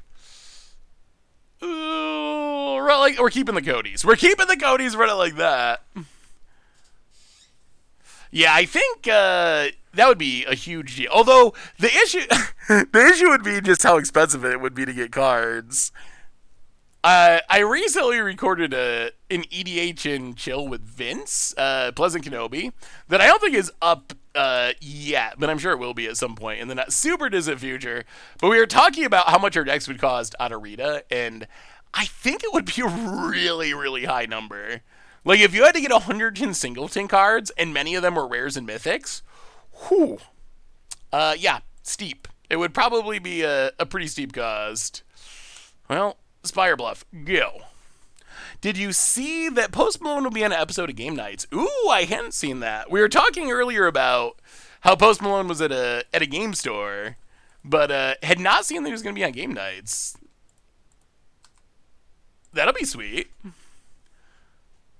I mean, that's the best kind of advertising. Like, I hope we see more of that. The thing with, like, Mr. Beast, that's great. Like, if Wizards wants to pay someone who has a bunch of Twitter followers or a big YouTube audience or something, if they want to pay someone like that a bunch of money to promote the game, I am perfectly fine with that. At the same time, this is a little awkward. 1, 2, 3, 4.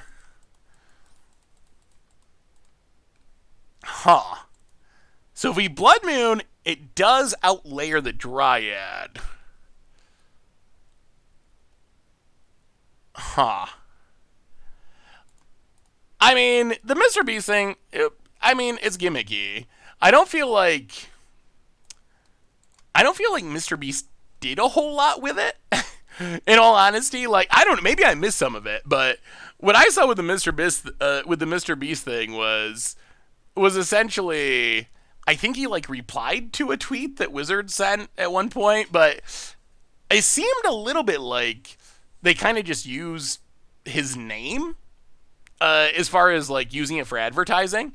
But if Wizards wants to do that, that's fine. But I think by far the best kind of advertisement is having someone like Post Malone who just legitimately loves Magic. Like, that's great advertising. When you have this huge celebrity, Wizards isn't paying them. This is someone who, like, they really like Magic, and they're going to local game stores, and they're going on game nights, and there's articles about them playing Magic. Like, that is a super, like, that is amazing. Like, amazing publicity and advertising. And it doesn't involve spending any money. It involves making a good game that people want to play. So, yeah, we were on the front page of TMZ, BG Stilts. It was big news. Post Malone goes to a Magic store and buys Magic. They put quotes around Magic. But, no, Post Malone is like a Magic player. That was the big news of the day. It was like on TMZ how he went and spent a bunch of money at LGS, and now apparently he's going on game nights. Was it known that he was a Magic player before today? I don't know if it was known. So I think that he had like wore a magic shirt at an interview, but I wasn't sure if it was like just a fashion statement or if it meant something. But I think that today it was like pretty official. There's also rumors that there was this Black Lotus a few months ago that sold for over $500,000. And there's also rumors going around, which I haven't seen confirmation of this, but there's rumors going around that he was the one who bought the Black Lotus. I guess this is fine. So opponent loses Zeus in a land. Thrifted Mitch, welcome to the Fishbowl. Thank you so much for your subscription. Big super cheer for you. Thank you. Oh, try to get I'll see what I can do. I don't know. He's going on game nights. So who knows? I mean, game nights is huge. So a little bit more views than Commander Clash. But I'll send him a message.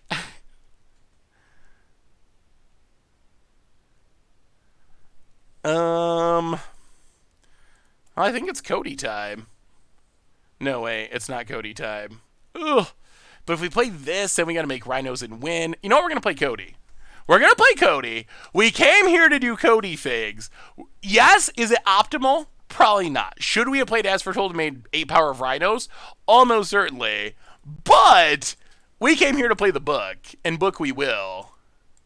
Oh, and we get our ancestral cards? I honestly forgot. It was so long ago in Magic years that I forgot we had actually suspended that. Well, we will make some Codie mana.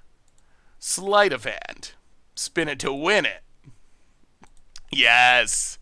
Get a Scalding Tarn. Rhinos off of Codie. Dreams are being lived. Can't cast anything else. Pass the turn. 1, 2, 3, 4. We can't cast Gargaroth anyway. If you were going to go on game nights, an opponent scoops it up, and that's a 3-2. That's a 3-2 with Codie. That's the kids eating. That's a treasure chest. So the question is, did we go 3-2 because Codie is so powerful, or do we go 3-2 in spite of Codie keeping us from casting As Foretold?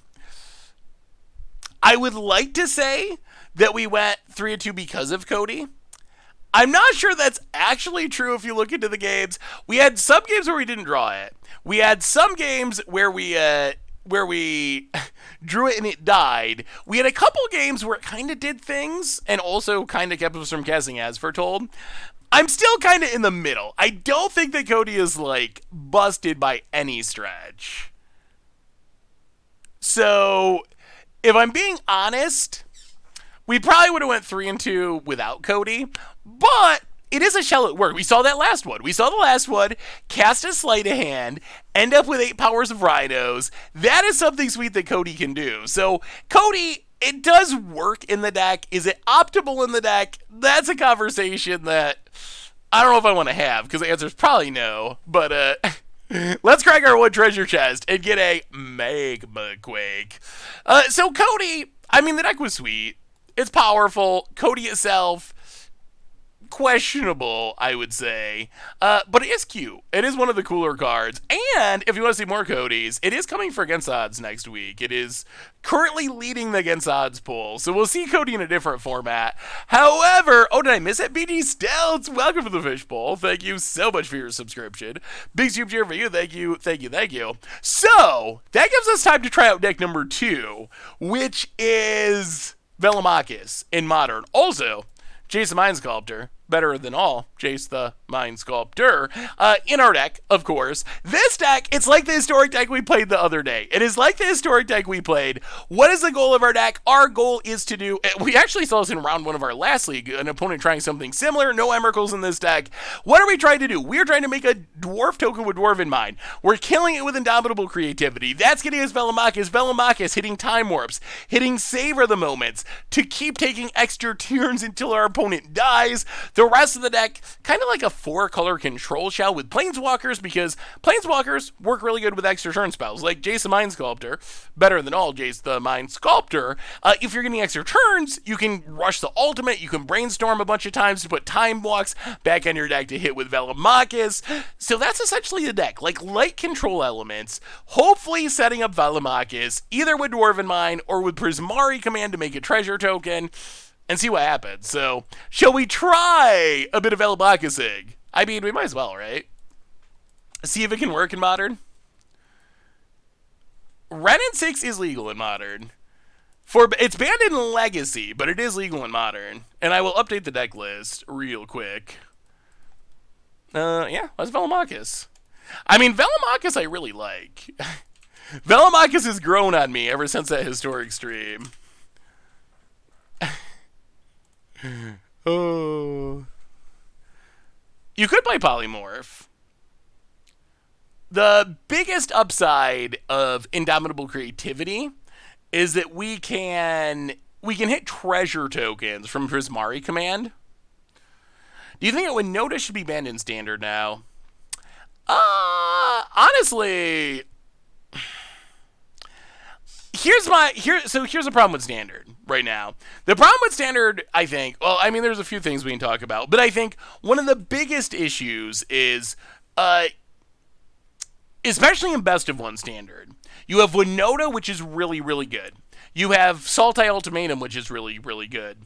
The stuff that fights those decks are very different. The cards that you want to beat Winota are basically the exact opposite cards that you want to beat Sultai Ultimatum. Does that mean that Winota needs to be banned? I don't know if I'd say that. I honestly think, like, if I was going to be banning stuff in Standard, it would start with Eldraine, and then it would move on to Ikoria, and that would probably be, well, I guess that would also hit Winota, wouldn't it? But I don't think Winota is one of the things that I personally find to be the biggest issues in the format. I think the biggest reason that Winota is powerful, or as powerful as it is that the format's warped around the Sultai Ultimatum deck. And if you're warping your deck by like playing Test of Talents in the main deck and whatnot to try to beat Sultai Ultimatum, Winota's gonna run you over. But if you didn't have to warp your deck to beat Sultai Ultimatum, then maybe Winota's fine. I will say I think Draconic Intervention is a pretty powerful sleeper. I'm surprised it's not being used more. Like, the Exile mode is relevant. It's pretty easy to set it up to be a hard sweeper. Yeah, that sounds pretty good. I mean, we don't have a payoff yet, but I mean, Ren and 6 can do some value-y things. I've been watching Aetherworks Marvel GP, longing for Standard compared to this one. How do you feel about Ren and 6 in Historic since there's only Fabled Passage?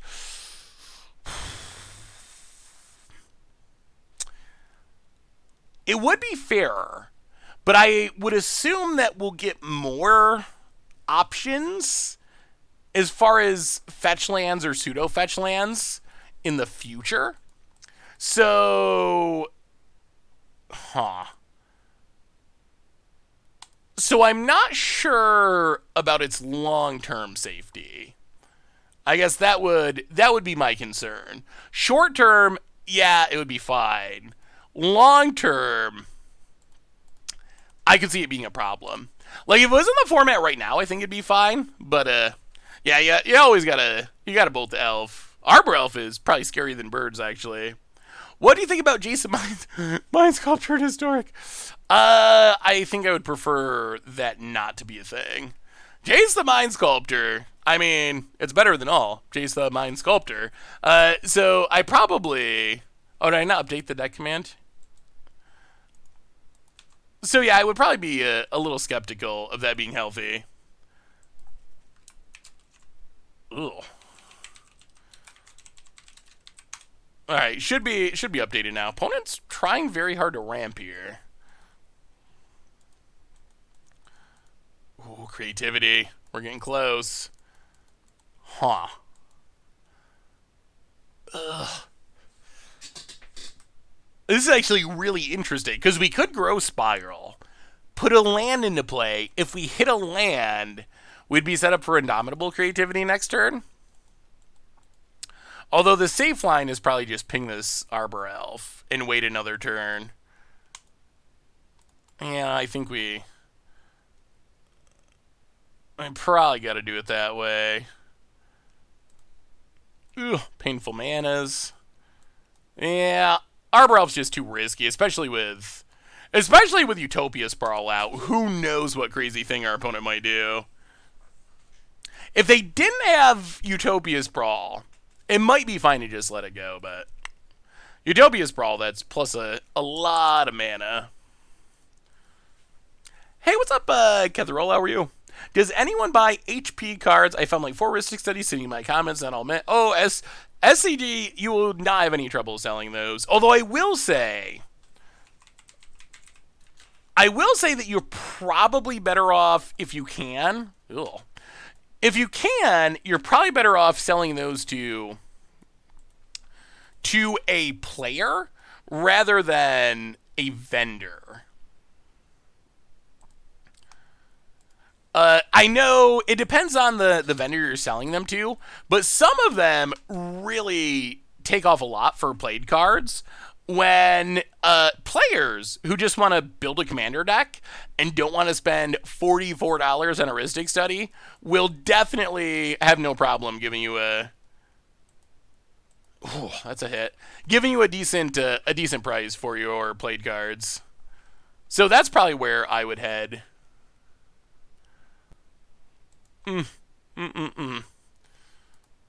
This is a little scary. I feel like we've had to shock ourselves a lot. Oh, we really want to hit a land. If we hit a land, we can Indomitable Creativity Velomachus and potentially win. If we don't hit a land off this gross... Oh, mountain. That could be a bolt opponent. It's Ren in 6. Alright.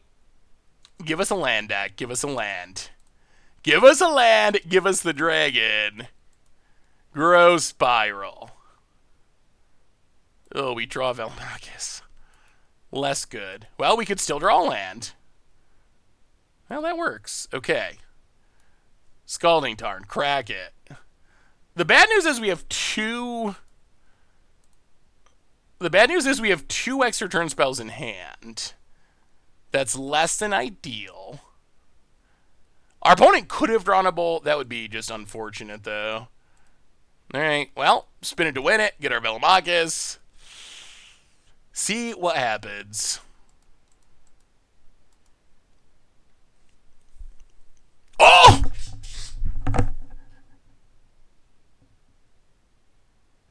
Whoa! That Seasoned Pyromancer was untap Red Source Bolt? Alright, well, fair enough. I figured we were safe because of that Seasoned Pyromancer, but... Spin it to win it, I guess. Well, now we are in the deadest of shapes. Huh. Yeah. I mean, Bloodbraid Elf, when it hits, it hits. Oh, that's unfortunate. If anything, I feel like that's just a little bit unfortunate. What cost us the game?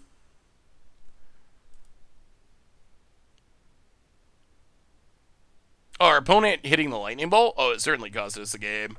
But can't really can't control what your opponent draws, so just got to deal with it. But yeah, a little bit unfortunate. Let's go on a couple remands. go down a Jace. Jace pretty not good against Bloodbraid. Bring in a bunch of Ether Gus.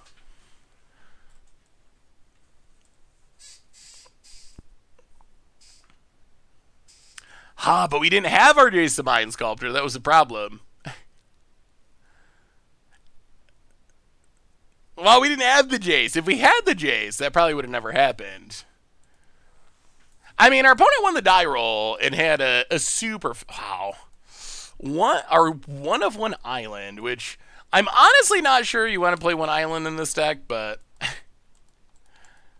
because we care so much about mountains. I guess we'll see. Opponent. Utopia Sprawl. That's like a mana dork that we can't kill. Well, Steam Vents. Untapped. Crack this. Oh, so painful. So painful. Stomping Crowds. Renin 6. Get back a lad. Pass the turn. Opponent. It actually does look off center, doesn't it? It looks like Jay should be like a little bit to the right. I got my 4 Faithless into that arena. How long do you think until I get my 4 rare wildcards back? You should be good for a little while, I would say. Opponent has a Renin 6. I don't expect to see any major bannings in the next in the next few weeks. But I do think there's a decent chance it will be getting banned eventually.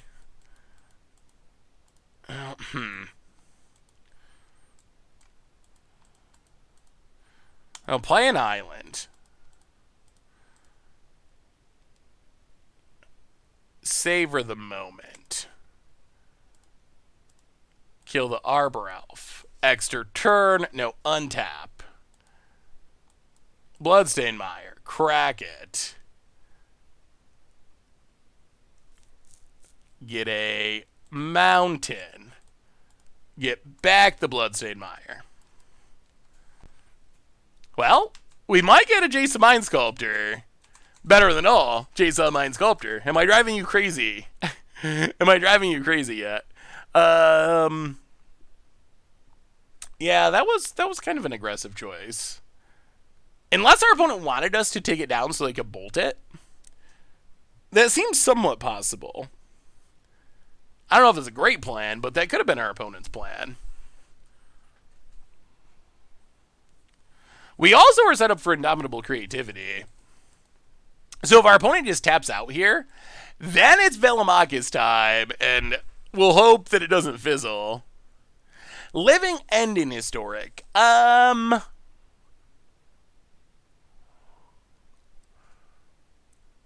Probably. Like, is there any way to cheat it into play?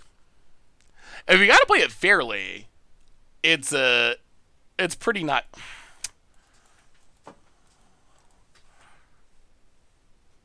Okay. Well.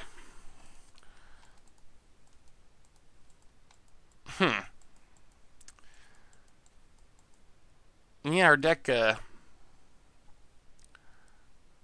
is not prepared for this. Bloodmoon, super good against us.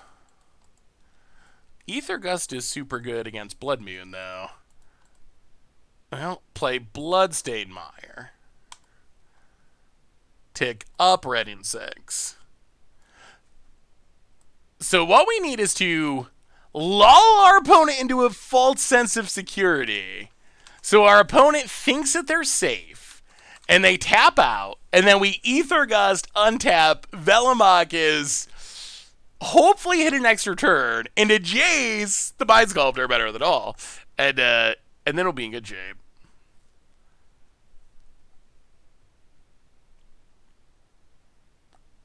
Opponent.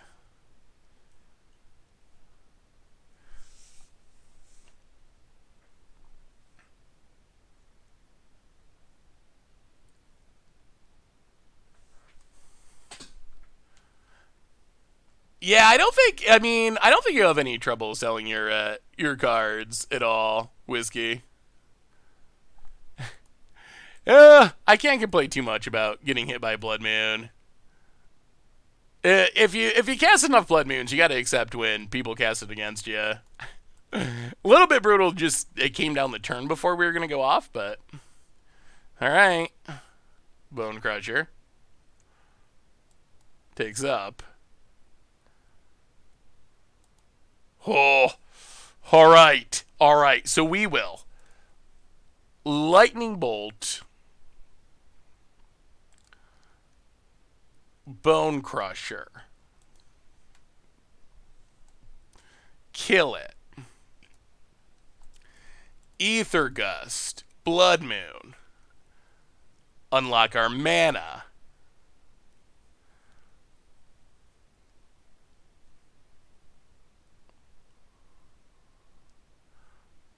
Untap. Stopping our upkeep. Crack this. Get a Dwarven Mine. Alright. Alright. Untap.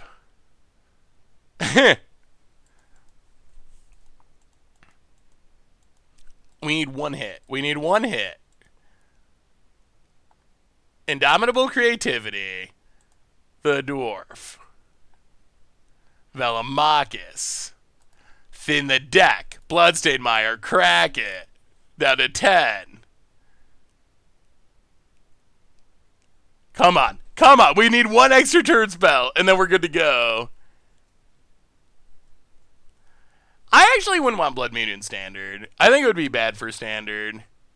Oh, we don't even have an island to get. Oh, get a Triome. Go to combat. One extra turn spell and we should be able to win. Attack Ren in 6.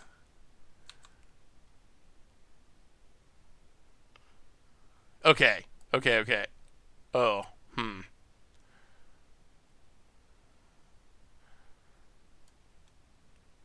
Huh. Well, if that one extra turn spell is Savor the Moment, I mean, I guess we still cast it. Extra turn. Kill the Ren in 6.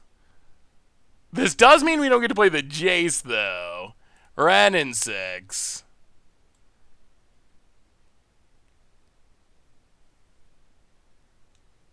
Ping. Ren in 6. Untap. Ren in 6. Get back a land.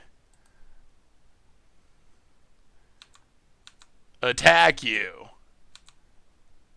Okay, there's a Time Warp. Time Warp. We will take the turn. Hit ya. Now we get to untap. Bloodstained Mire. Crack it. Get a Stomping Grounds. Untapped. Grow Spiral. Draw a card. Put the land into play. Crack it. Thin the deck. Get a Dwarven Mine to increase our clock. Ren in 6. Already activated. Untap. Extra turn. Scalding Dart. Go to combat. Attack you. Spin. Thin. Dwarven Mine. Into Time Warp. Ooh! Alright, that's what Velomachus can do even in Modern. About it. Dead? Looks like dead to me. Ren in 6, ping ya. Extra turn. Untap. Draw a Time Warp. Attack. Oh, Velomachus is good. And opponent scoops it up. That was no fizzles there. That was super good. Wait, are we trolling? Do you have Mythic's Mastery for Velomachus to hit? So, one of the weirdest things about Modern, and I guess also Historic, is that Mythic's Mastery is not legal in Modern. It has never been legal in Modern. However, it is legal in Historic. What do you think about that? Is that a good thing or a bad thing? Like, do you like Historic having its own separate identity in that way? It's very strange. It's strange that cards that have never, like Muxus is another one. Like Muxus has never been in Modern. And the rest of the Jumpstart cards are not in Modern, but they are in Historic. Mystic's Mastery is a cool card. I personally would like supplemental products to be legal in Modern too. I've said that for a long time. I've wanted Historic or Modern to have supplemental products like Commander decks. Many of those to me seem like they would be sweet and also like not especially busted. Like I think they'd be fine. Maybe there's some cards that you'd have to ban, but I think in general it would be fine to have them in Historic. Oh, chat, something I wanted to ask you, those of you who watch the YouTube, what do you think of the short thing? Have you enjoyed those? Like, good edition, bad edition, thoughts, feedback. Not a fan? Is there anything that would make you a fan, VTM? Or is it just the concept in general?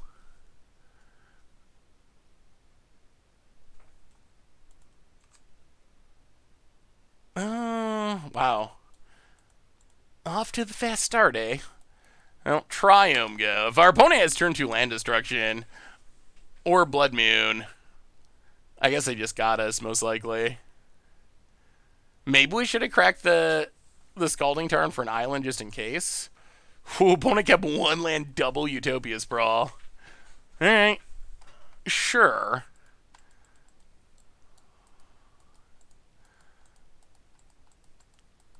Opponent.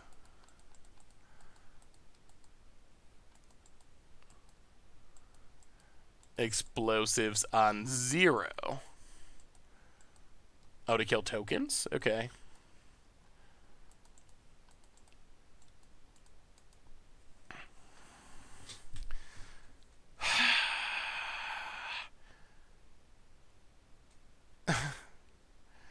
Oh, this is so tough.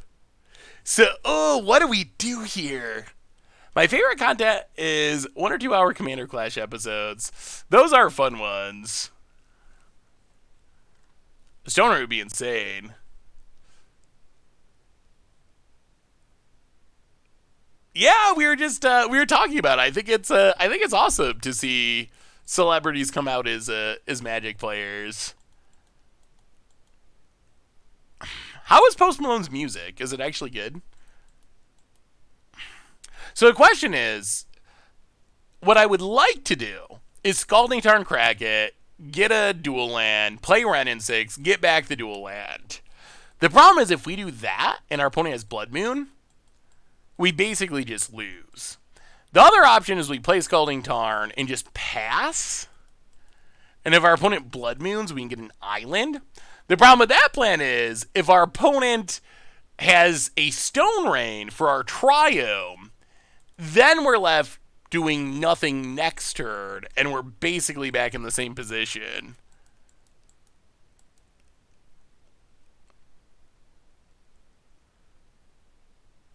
Yeah, I know that Post Malone. I've never really listened to Post Malone. I think we gotta pass. I've never really listened to Post Malone. I'm sure I probably heard it on the radio at some point, but Nirvana tribute. Oh, that's cool. Oh, did you see? Have you seen anything about the NFT stuff? The selling like Nirvana's, Kurt Cobain's like last photos as NFTs and all that. Ugh. I mean, the NFT thing, I don't really understand the appeal of anyway. Like, I don't have any issue with digital objects. Like, I play Magic Online. I even collect Magic Online cards. I don't really understand the utility of an NFT, or it's a non-fungible token, I think it's called. It's a blockchain thing. I'm not even sure what. I don't actually really understand. You like basically own an image, but you don't really own the image. But you own this blockchain version of the image, and people are paying tons of money for them. All right, it's a seasoned pyromancer.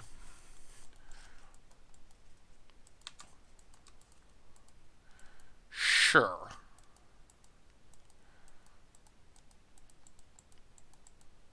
Stomping Grounds untapped. Opponent passes.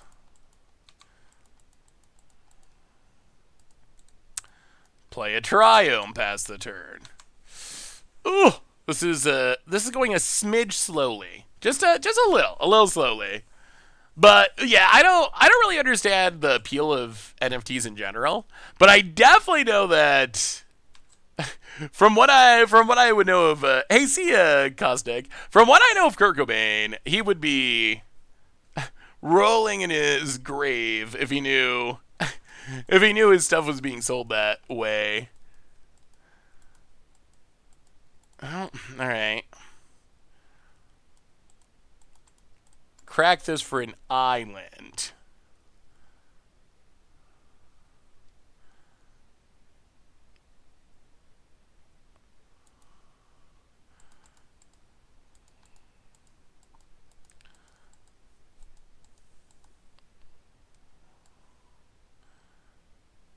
Opponent gets a Blood Moon.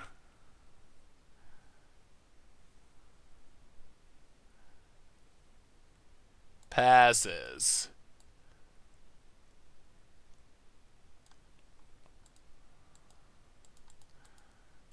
Well, Dwarven Mine, go.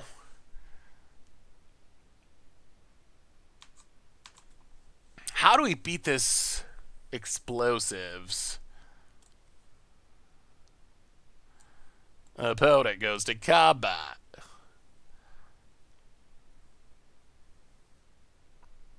Attacks. Hits us. Oh, this is really close. Well, it kills it, but our opponent can kill our token in response, right? Or no? Well, no, I guess not. I guess we can just kill it, and then the token should survive. Well, I guess that's the plan. Prismari Command. Blow up an artifact, make a token?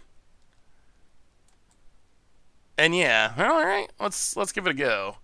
Prismari Command. Target player creates a treasure, destroy target artifact. We will create a treasure. We will blow up engineered explosives.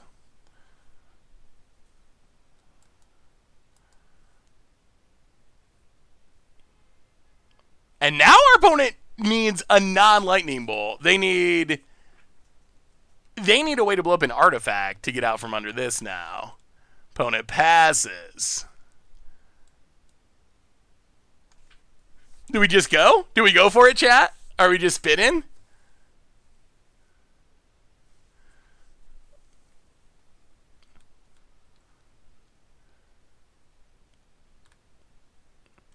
I will say... No, hey, what's up, dog? No worries. Spin the wheel? Alright, we'll go for it. I mean, if they have a way to blow us out, then I guess good on ya.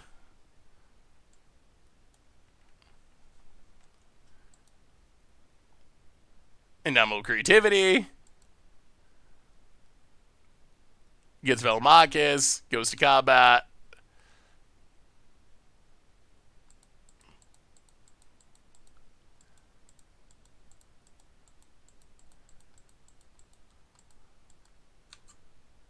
Lightning Bolt. Wow. Alright, well. Opponent, it took them 5 cards, but they did have an answer. Alright. I will say, I've heard a lot of people freaking out about the environmental impact of NFTs. And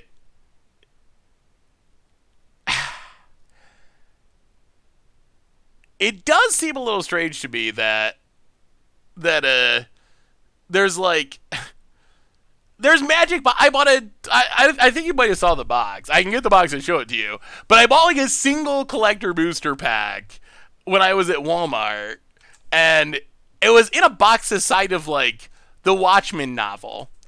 It's like a box that's like this big to buy a single booster pack inside with the plastic wrap and like multiple layers of cardboard and stuff. So, I mean, I think it's fighting for the environment's definitely good, but it seems a little weird to buy tons of booster packs and huge boxes of magic cards, and then I don't know. It's like, are we missing the forest to the trees to some extent? Like, we're I don't know.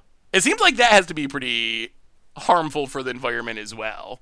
So, not that it's wrong to talk about the environmental impact of other things as well.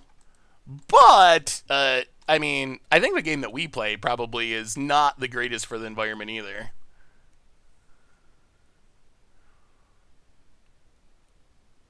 Huh. Alright, how do we not die? So opponent got an ensnaring bridge.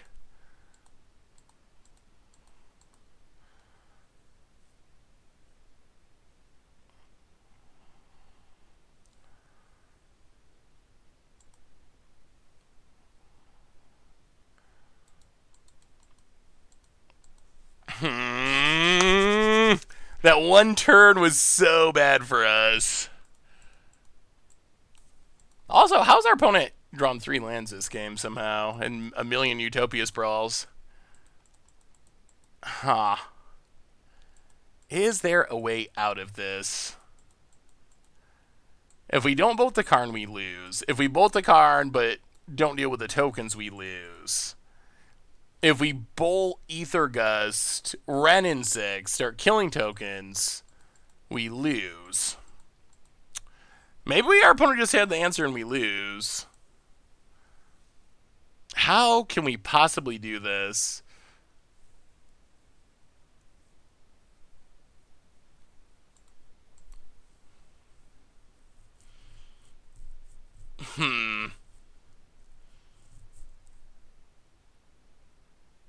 What do we do? Is there a line that gets us out of this? Ooh, Edgefoil Demonic Tutor is a great open.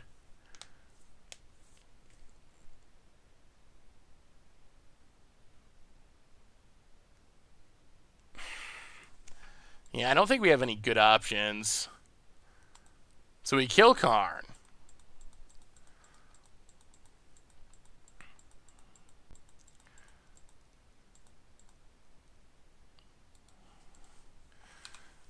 We pass the turn. I think we need, like, running draws of some kind. I think we have to, like... I don't even know. Opponent's going to go to combat, attack, hit us. Down to 3.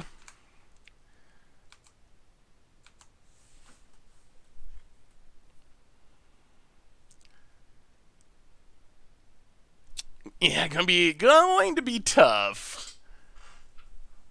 Yeah, I mean, we can gust the Blood Moon, but I don't know. I guess we got to like Growth Spiral into Dwarven Mine, and like even that doesn't do anything. We can't win with Velomachus now.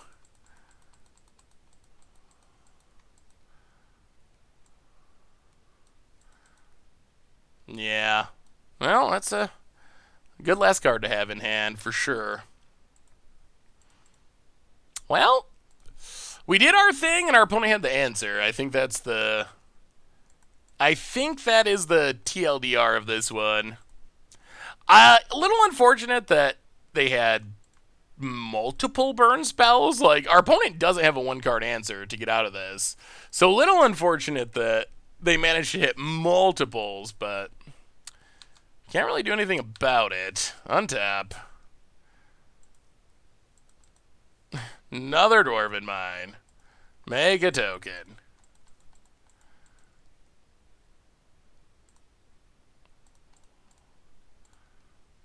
Well, I guess our out is play Teferi, bounce Ensnaring Bridge, hit Indomitable Creativity.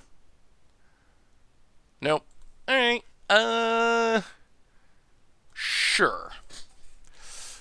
Well, yeah. Opponent had the answer. Yeah, I mean, I think that was our best chance to... I mean, we were running on very, very tight margins. We had to hit like multiple draws in a row. So the odds of it working out were tiny, but I think that was the best way to try to have a chance. Do you... I want Wizards to bring Challenger decks to Modern. What do you think? Oh, all right, so here's a question. What would you be willing to pay for the equivalent of a Challenger deck in Modern? I mean, I think it would be sweet. The thing is, like, so what Wizards has done with Challenger decks in Standard is they take, like, a deck like Mono Red Aggro. I think it was literally Mono Red Aggro. So they take a deck that's, like, $100 to buy the optimal version, $100 to $150, and then they build a pretty good version. They only give you one Emrakul, but they give you a decent amount of the top tier version of the deck. That kind of works in Standard where decks are somewhat inexpensive, or at least there are somewhat inexpensive decks. In Modern, my concern would be I think the prices would be a lot higher than people would want or expect. Like, I think that if they were going to do it in Modern, let's say they take Blitz, a cheap Modern deck, my assumption would be they could make Blitz, but it would have, like, a budget mana base. So instead of $300 of fetch lands, you're getting maybe some Spirebluff Canal. Probably, I don't even know if you get Spirebluff Canal. Maybe you're getting, like, is it Painland? Maybe a Pathway or something. And then you're getting, like, otherwise mostly the tier version of the deck or something. Is Sprite Dragon $15? I think that's for a playset. So that's like $4 a piece. So I think that would be the issue. I think it would be cool if Wizards did it. What was the one that they printed? Oh, what was it? Does anyone remember the name? The name of the one deck that Wizards printed. It was a white-black... I want to say it was white-black tokens, but what was the series of it? It wasn't a Challenger deck, but it was similar to that for Modern. Yeah, I would love to look and see... I would love to look back on that deck list now. But I don't remember what the deck series was called. Oh, it was an event deck. Yes, thank you so much. Yes. White-black token, event deck, MTG. Yeah, so this is the closest we got, I would say, to something like a Modern Challenger deck. It was this white-back tokens list. It wasn't bad. I mean, no Thought Seizes, but a couple of Inquisitions, which were expensive at the time. A budget mana base, but white-black and this was at a time when white-black tokens was reasonably valuable, or reasonably tier, like it was an actual Modern deck, so it wasn't like today where it's kind of tier 3. White-black tokens was an actual deck that people played. As far as the value of the cards, now it's actually worth over $200. At the time, I think it was a lot less, so, and I believe they sold them for $100, and they were like a reasonably good deal at the time. But the mana base, I mean, City of Brass, which at the time was super cheap, Caves of Koilos, Isolated Chapel, certainly very budget mana base. So I could see something like that, but I still think probably ends up being more expensive than most players would be happy with. March of the Multitudes maybe it's named after the deck. Yeah, there's definitely some good reprints.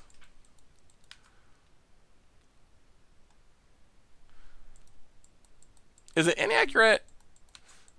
Oh, I mean, Wizards definitely pays attention to the secondary market. That's not even an argument. Like, I know 100% sure for a fact that Wizards has, like, economists that work on staff. Like, that is part of Wizards' business. So I don't know why there's this misconception that Wizards... I think people misunderstood. They misunderstood... We don't talk about the secondary market publicly with oh, I'm so sorry, Roval. My apologies. Did I miss ya? Roval for the 17th month. Welcome back to the Fishbowl. Thank you for your subscription. Big soup to your view. Hey, Seth, long time no sub, but I'm back. Awesome. Congratulations. Thank you. Third girlfriend on your voice. Third time I have to sit her down and explain what you do in the community. For the community. It's worth a lot. Shout out to Danish players and community in Europe. Oh, Roval, thank you for the resub. And Roval's third girlfriend, apologies. Apologies that you don't like my voice. But yeah, so I know for sure that, well, they don't claim that they don't pay attention to it. They just don't talk about it. I have never seen Wizards claim that they don't pay attention to the secondary market. I have heard players say Wizards doesn't pay attention to the secondary market, but I think that comes from that misconception that I don't know where the communication got mixed up with that one, but yeah, Wizards definitely 100% pays attention to the secondary market. It is the basis of what they do. There's no... So yeah, that's not a conspiracy theory or debate. That's just like straight up... That's just straight up how it works. Huh. So I think we gotta hold on to the Dwarven Mind. We can leave up... this is fine. Leave up Remand, leave up Growth Spiral. Once we find Indomitable Creativity, we're off to the Velomachus races. And I mean, I think it's good that they pay attention to the secondary market, because it goes both ways. I think we like to think, Wizards is owned by Hasbro, and Hasbro is publicly traded. They actually just had their Q1 reports, and Magic up 15% again, so making more money than that. Ooh.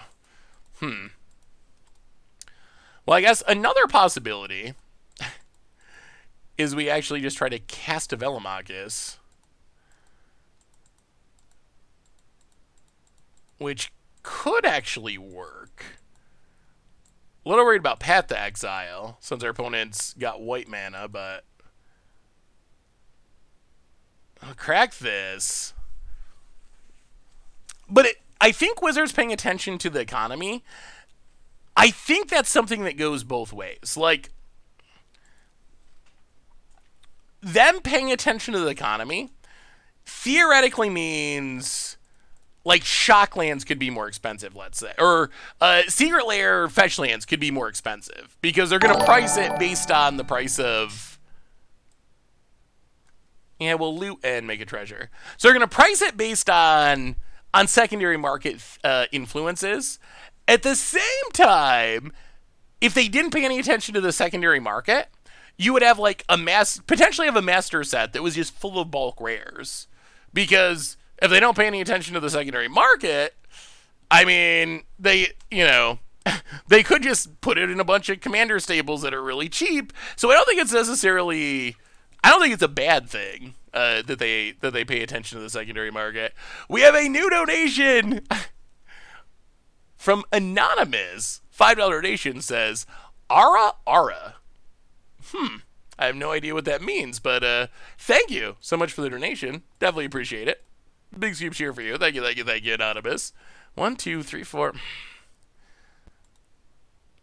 I mean, I guess we're going for it. Still worried about Path. Maybe we can wait. All right, chat, what do you think? Do we risk it again?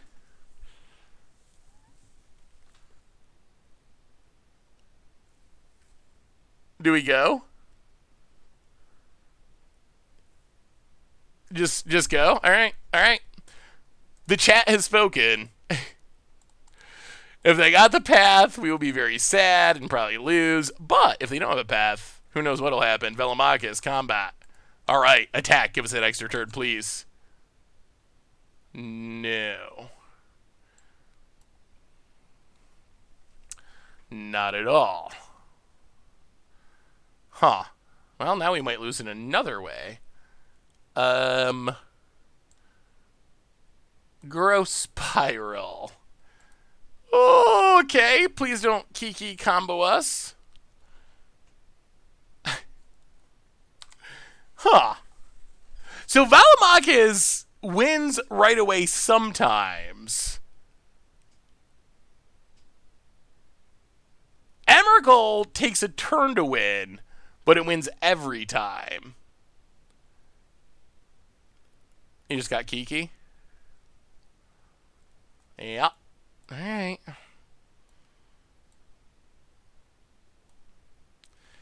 Oh, Velomachus betrayed us. If we had not, maybe it was just a misplay. Maybe if we just left it up, we would have. If we had left up Remand, we wouldn't have lost that turn. But at the same time, if you're gonna play a Velomachus deck, I feel like you gotta Velomachus. You can't play a Velomachus deck and then not cast it. How did Codie go? We finished with a 3-2 record with Codie, which pretty good record. Although I think there's definitely an argument that we went 3-2 despite Codie rather than because of Codie. Codie, hey, what's up, Grabs? How are you? So the record was fine, but Codie itself.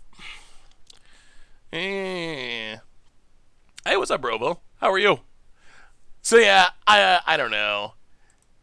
We did do things with Codie a couple times. It also just died several times. And it kind of screwed us over a couple of times, too. Where we cast it and then needed to cast something else and couldn't, so. But that might just be the actual build. I want to see Myla and Kasmina. I have not seen any Kasmina yet. It did. I think the Harmless Offering idea is fun. Did you play a Modern Dragons Approaches deck yet? Have not played a Modern Dragons Approaches deck yet. I actually think it would be significantly harder to do in Modern than Historic, because you don't have access to Faithless Looting, and I think Faithless Looting is like probably the best card for making it work. Apparently it's been working in Historic, though. Someone, I forget who it was in here earlier when we started the stream, said that they went 15-0 with it in Historic. What about using Dredge in Dragon's Approach? Misty Rainforest. I mean, so to do Dredge in Dragon's Approach, you'd probably need, I would say, 8 to 12 Dredgers, 20 Dragon's Approaches, 8 to 12 ways to get things in the graveyard, unless you're going to try to discard the hand size, like choose to draw and discard the hand size a Dredger. It could work. Sounds like a lot of work, though, because then you also have to stop dredging. You also have to stop dredging and draw a Dragon's Approach to cast. So, I mean, yeah, it could get Dragon's Approaches in the graveyard. Although, I'm not sure if it'd be actually that effective in the end with the amount of work it would take to pull off. It's a land. No, Bloodstained Mire. Crack Bloodstained Mire. Get a Steam Vents. Play a Teferi. Well, we need a land. We need a fetch land, essentially. We need a fetch land to get to Indomitable Creativity off a Dwarven Mine. We can even do it at instant speed, and that should be pretty good. I wonder, do you think that this Velomachus Polymorph plan is better than just Emrakul Polymorph? I feel like we played two decks today where we've played cool new cards, but when we've played it, we've been like, is it actually better than the old version, or is it just spicier and more fun than the old version? Eternal Witness. Yup.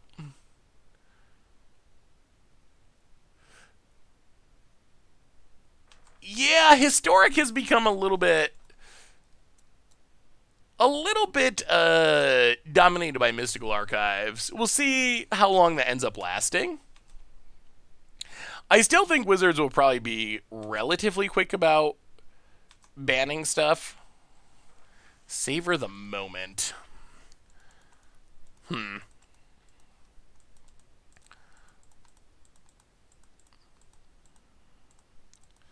Well, bounce it. Look for a land.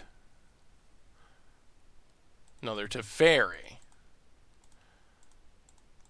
Okay. Grow Spiral. Look for a land. Oh, okay. Well, we'll see. We'll see if our stuff lives. Pass the turn.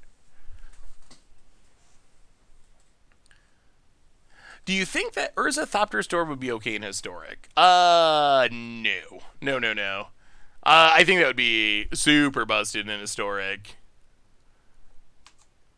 Walla Blossoms for our opponent.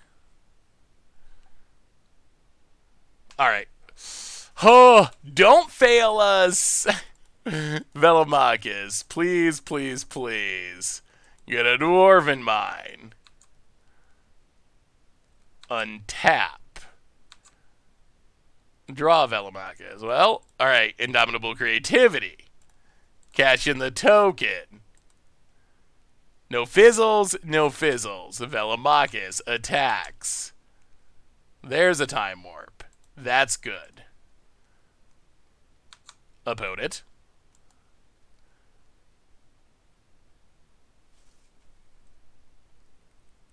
You gonna take it? Alright, down to 9. Take up to Very. Extra turn. Untap. Velomachus goes attacking. Hit a savor the moment. Extra turn. Well, I think we're getting there. I mean, turns are involved, but it is Velomachus that is doing the dirty work. Well, extra turn. Untap. This should be lethal, right? Extra turn. Bounce the birds. Velomachus don't even need to hit. Elder Dragon. Grow Spiral. Might as well put the land into play. And that's what Velomachus can do. Yeah, we got the bounce.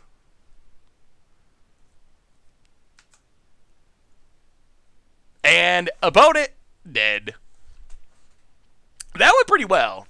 I mean, the deck could definitely go off. We probably don't want to cut red in 6 with those mana dorks.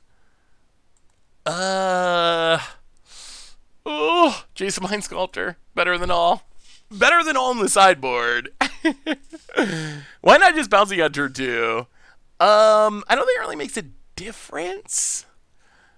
Codie did feed the kids. Or the kids ate with Codie, let's say. We did go 3 and 2 with the Codie deck. Codie itself, kind of in the middle. It did things sometimes that were neat. Other times, it kind of got us with the drawback. But it was sweet. Ugh.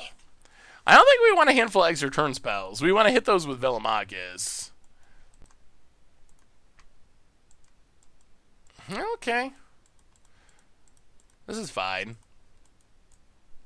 We can remand for a few days. It was definitely Little Caesars level. Some McDonald's.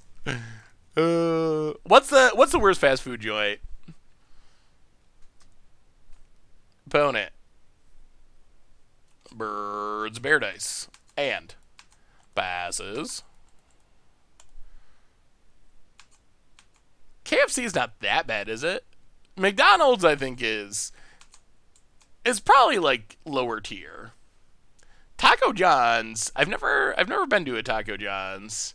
I don't know if they're in New York. I've never heard of them, actually. Arby's, ugh, yeah. I would agree. Arby's doesn't even make real food. Arby's makes like weird beef stuff. I actually made the mistake of somewhat recently going to Arby's. I don't know why I thought it was going to be a good idea. And I got some of their sandwiches, and I did not really like them. It'd been like years since I'd been to Arby's, so I figured maybe it's better than I remember. Nah, not really. What's the best fast food joint? Best fast food, burger wise. Wow. All right. Burger wise, I would say Wendy's out of the fast food burgers. Wendy's is probably number one.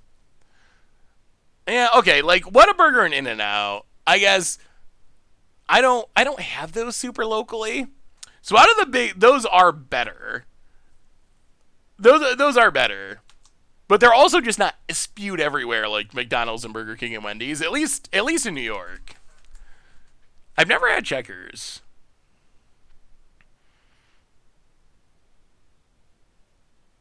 Taco Bell is not good.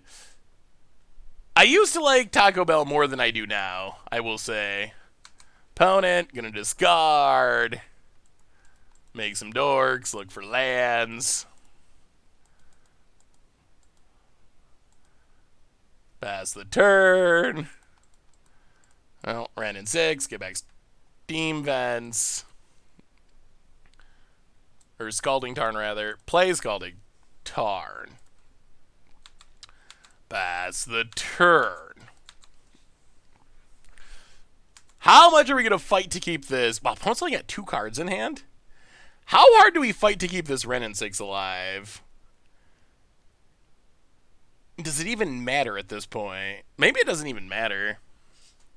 You should do an against the odds with Lessons in Modern. That could be interesting. I would be curious to see if they work too. Yeah, sure. Yeah, got us.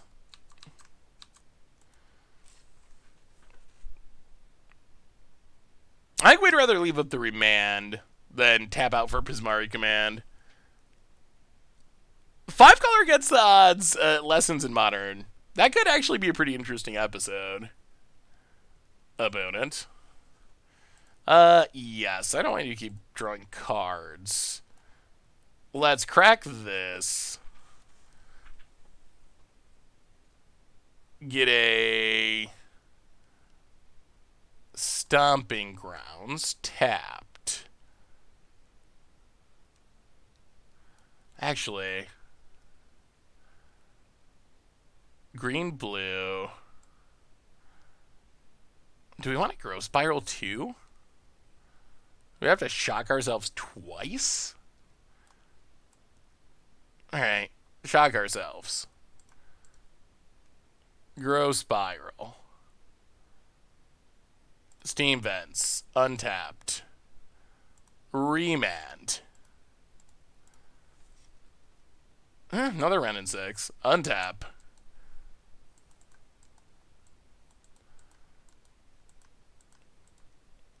Dwarven Mine. Mega 1/1 pass the turn. Well, we're playing the control role now. Boy, I would really love to find Indomitable Creativity and try to combo off.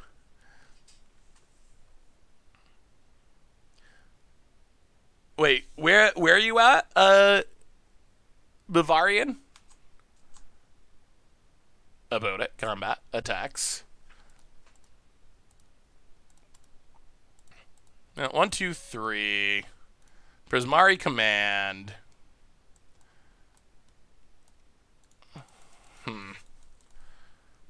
Maybe we loot.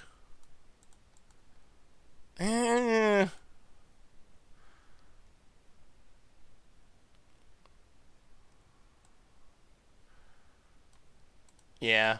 Kill this. Loot. Looking for the creativity. Interesting. I didn't realize that U.S. soda was so expensive there. Yeah, we'll block. Board clearing. No creativity still. Opponent tries again. We remand again. Oh, boy. We're actually pretty close to just casting Velomachus. That could also work. I'll play Ren in 6. Get a Scalding Tarn. Play Wooded Foothills. Pass the turn. Next turn is a Velomachus turn. We're casting it, and we're going to see what happens. Bipolar Express. Welcome to the Fishbowl. Thank you so much for your subscription. Big super cheer for our new subscriber. Thank you, thank you, thank you. About it. Combat.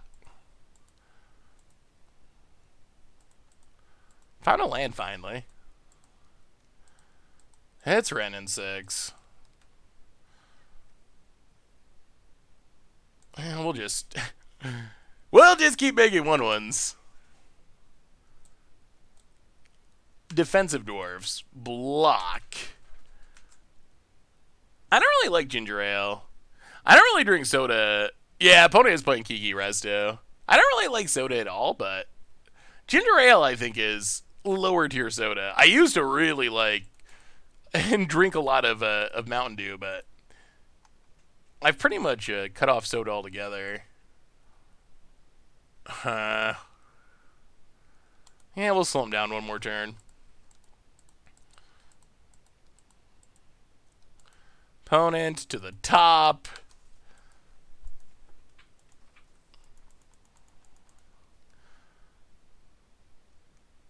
Well, get back. Wooded Foothills. Play Wooded Foothills. Crack Wooded Foothills. Get a snow-covered mountain. Velomachus. Please no path. Doing it the old-fashioned way. Combat.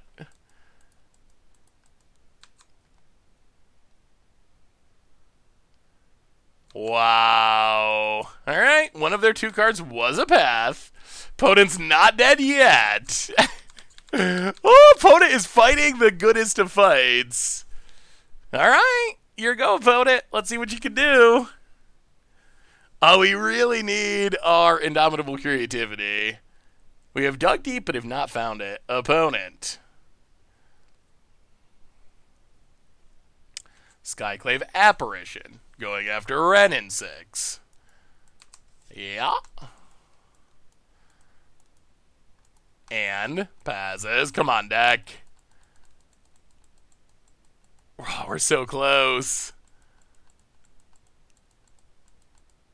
Opponent passes. Lightning Bolt. Well, cycle a Triumph.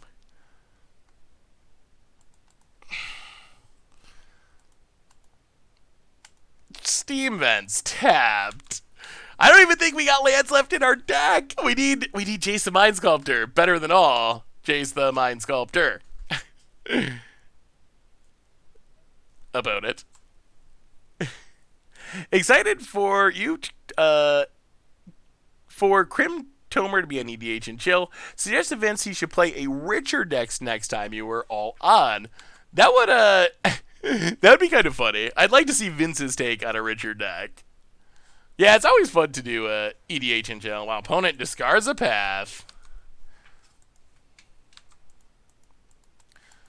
Goes attacking. Well, we will bolt it. Get a 2/2. Untap. Draw.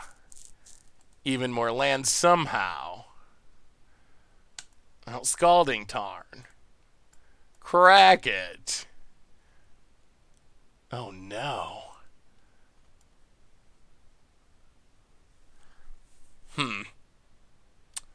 Not that many lands left in the deck, honestly. I'll get a Dwarven Mine. Make a token. Play the saddest saver of the moment.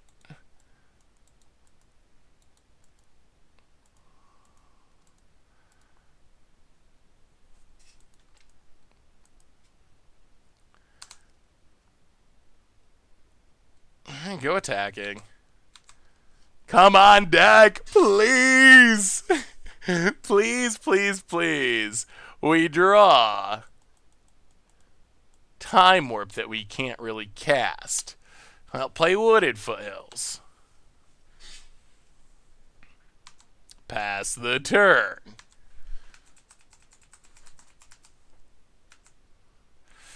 Time walks don't really do anything at the moment, though. That is a big issue. Without a Planeswalker or a Velomachus or something, like, just playing a Time Warp is not very good. Opponent goes attacking. We will block. Down to 5. Opponent. Windswept Heath. Well, Cragwooded Foothills. Down to 4. Dwarven Mind. Last one. Come on, deck. Please. Oh, please not another land. Well, we found one. We found another one. Somehow. I'll cast a Time Warp. Very sad Time Warp. Yeah, I mean, we've done a really good job of thinning our deck, I would say. I don't know if it's helped us in any meaningful way, but we untap. We draw. A remand. Okay. Well, play a land past the turn. Yeah, it should make a board full of dwarves. Opponent. Resto. We will remand it. Draw a card. Another extra turn spell that doesn't really do anything. Crag's Windswept Heath. Opponent. Huh. Yeah, we have dug pretty deep and just have not found the payoff. Stopping round. Tapped. Opponent.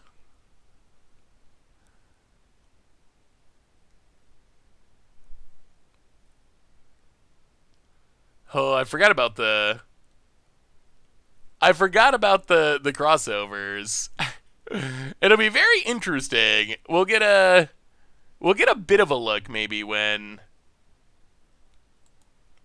All right, opponent draws a Teferi. We might get a bit of a preview with the D&D set. Opponent goes to combat, attacks. Well, we take it. We gotta keep the token. Down to 1. Opponent. Arid Mesa. Passes. We draw. Time Warp. This has been the most brutal. Oh, now even if we draw Velomachus, we've drawn all extra turn spells, and I don't think it matters. Like 1, 2, 3, 4, 5. I mean, I guess we've drawn half of our deck. Opponent. Passes. Okay, 6. Wow. This is the most awkward running I've ever seen. Yeah, I guess Teferi. Well, I guess it stops it. We can attack it, but it would stop it from casting the first one. Not that we have anything left to cast anyway. Huh. So as sweet as Velomachus and some of the combo turns are, jeez.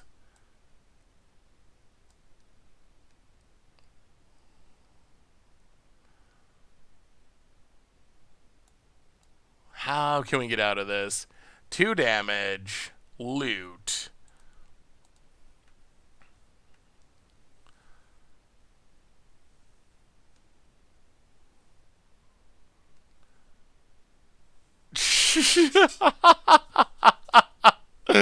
Wow! Wow. Where are these? Wow. All 4 in our bottom 15 cards? Yeah. Well, there they are. Huh. Oh, so what do we learn? All right. What do we learn? I think we're gonna call it a Velomachus night there. What do we learn about this Velomachus deck? And this might be the theme of the night. So Velomachus, it is powerful. we got to see its wins, where you can attack and chain stuff together, and chain stuff together, and chain stuff together. I'm still not sure it's better than just, like, hitting an Emrakul, though. As far as the actual build of the deck, I do wonder if Polymorph could be worth considering.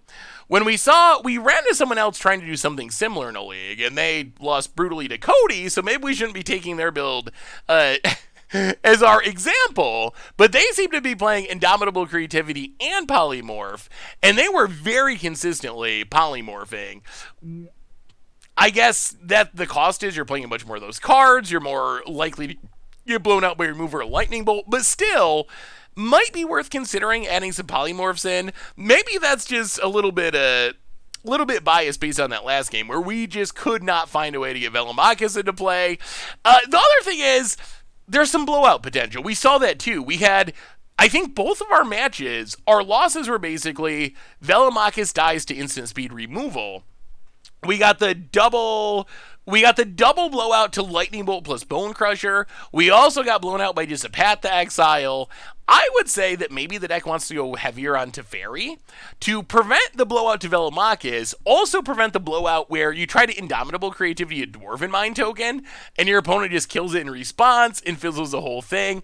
So more Teferis might be the way forward to actually try to protect the combo a little bit more. So it's powerful when it goes off, but it definitely felt super, super risky. Way more so than Historic. Where in Historic, if we Indomitable Creativity and got Velomachus, we were pretty much winning the game.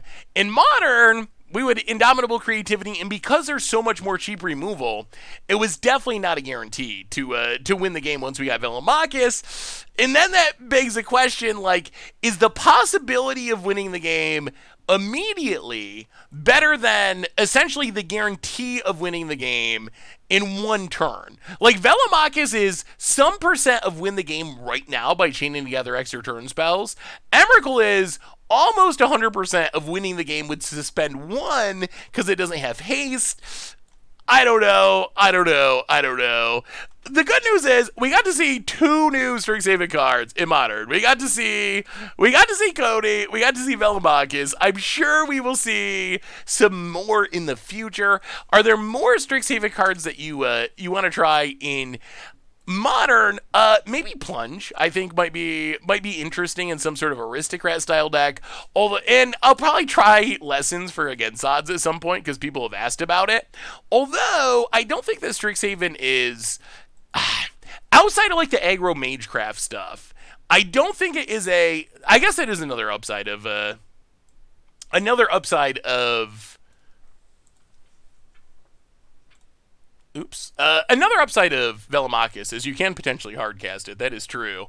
But outside of some of the aggro magecraft stuff, and maybe some support cards, like Conspiracy Theorist and Hollow One would be cool. Callous Blood Mage, I like as a collected company target. Same with, like, Myla, I think could be a good collected company target. But I don't see a ton of, like, build-arounds from this set that I think would be very successful in Modern. But maybe, I don't know. I definitely think that, like, Leon and Light Scribe prowess, but we've already kind of played decks like that. So I'm not sure where else to go other than various styles of Spellslinger decks. Maybe there's something with Demogoth Titan and just some sort of stompy deck. Every time we play big undercosted creatures, those decks tend to do well in Modern. Awaken the Bloodlord probably has some potential with, like, Young Pyromancer type shells. I think that would be sweet to try. So there's definitely some sweet things I want to try. Although I'm not 100% sure what's going to be next for Strixhaven in Modern, but we'll figure it out. If you got some ideas, let me know for sure. But on that note, everyone, I think that brings us to the end for today. Yeah, we already played a Boros deck with Clever Illuminamancer, and it's real good. I think that was the first Modern deck that we played with Strixhaven.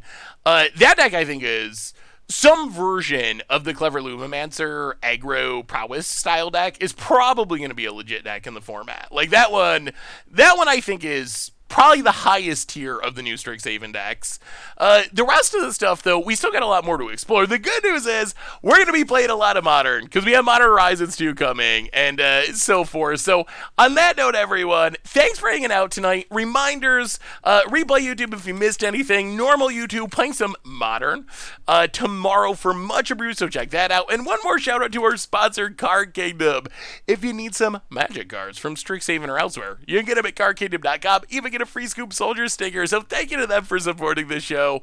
Most importantly, thank you to all of you. Y'all are amazing and awesome, and I love each and every one of you. We'll be back on Monday afternoon, 2 Eastern, for the next stream. So until then, have a great night. Have an amazing weekend. And remember, Jay's Mind Sculptor.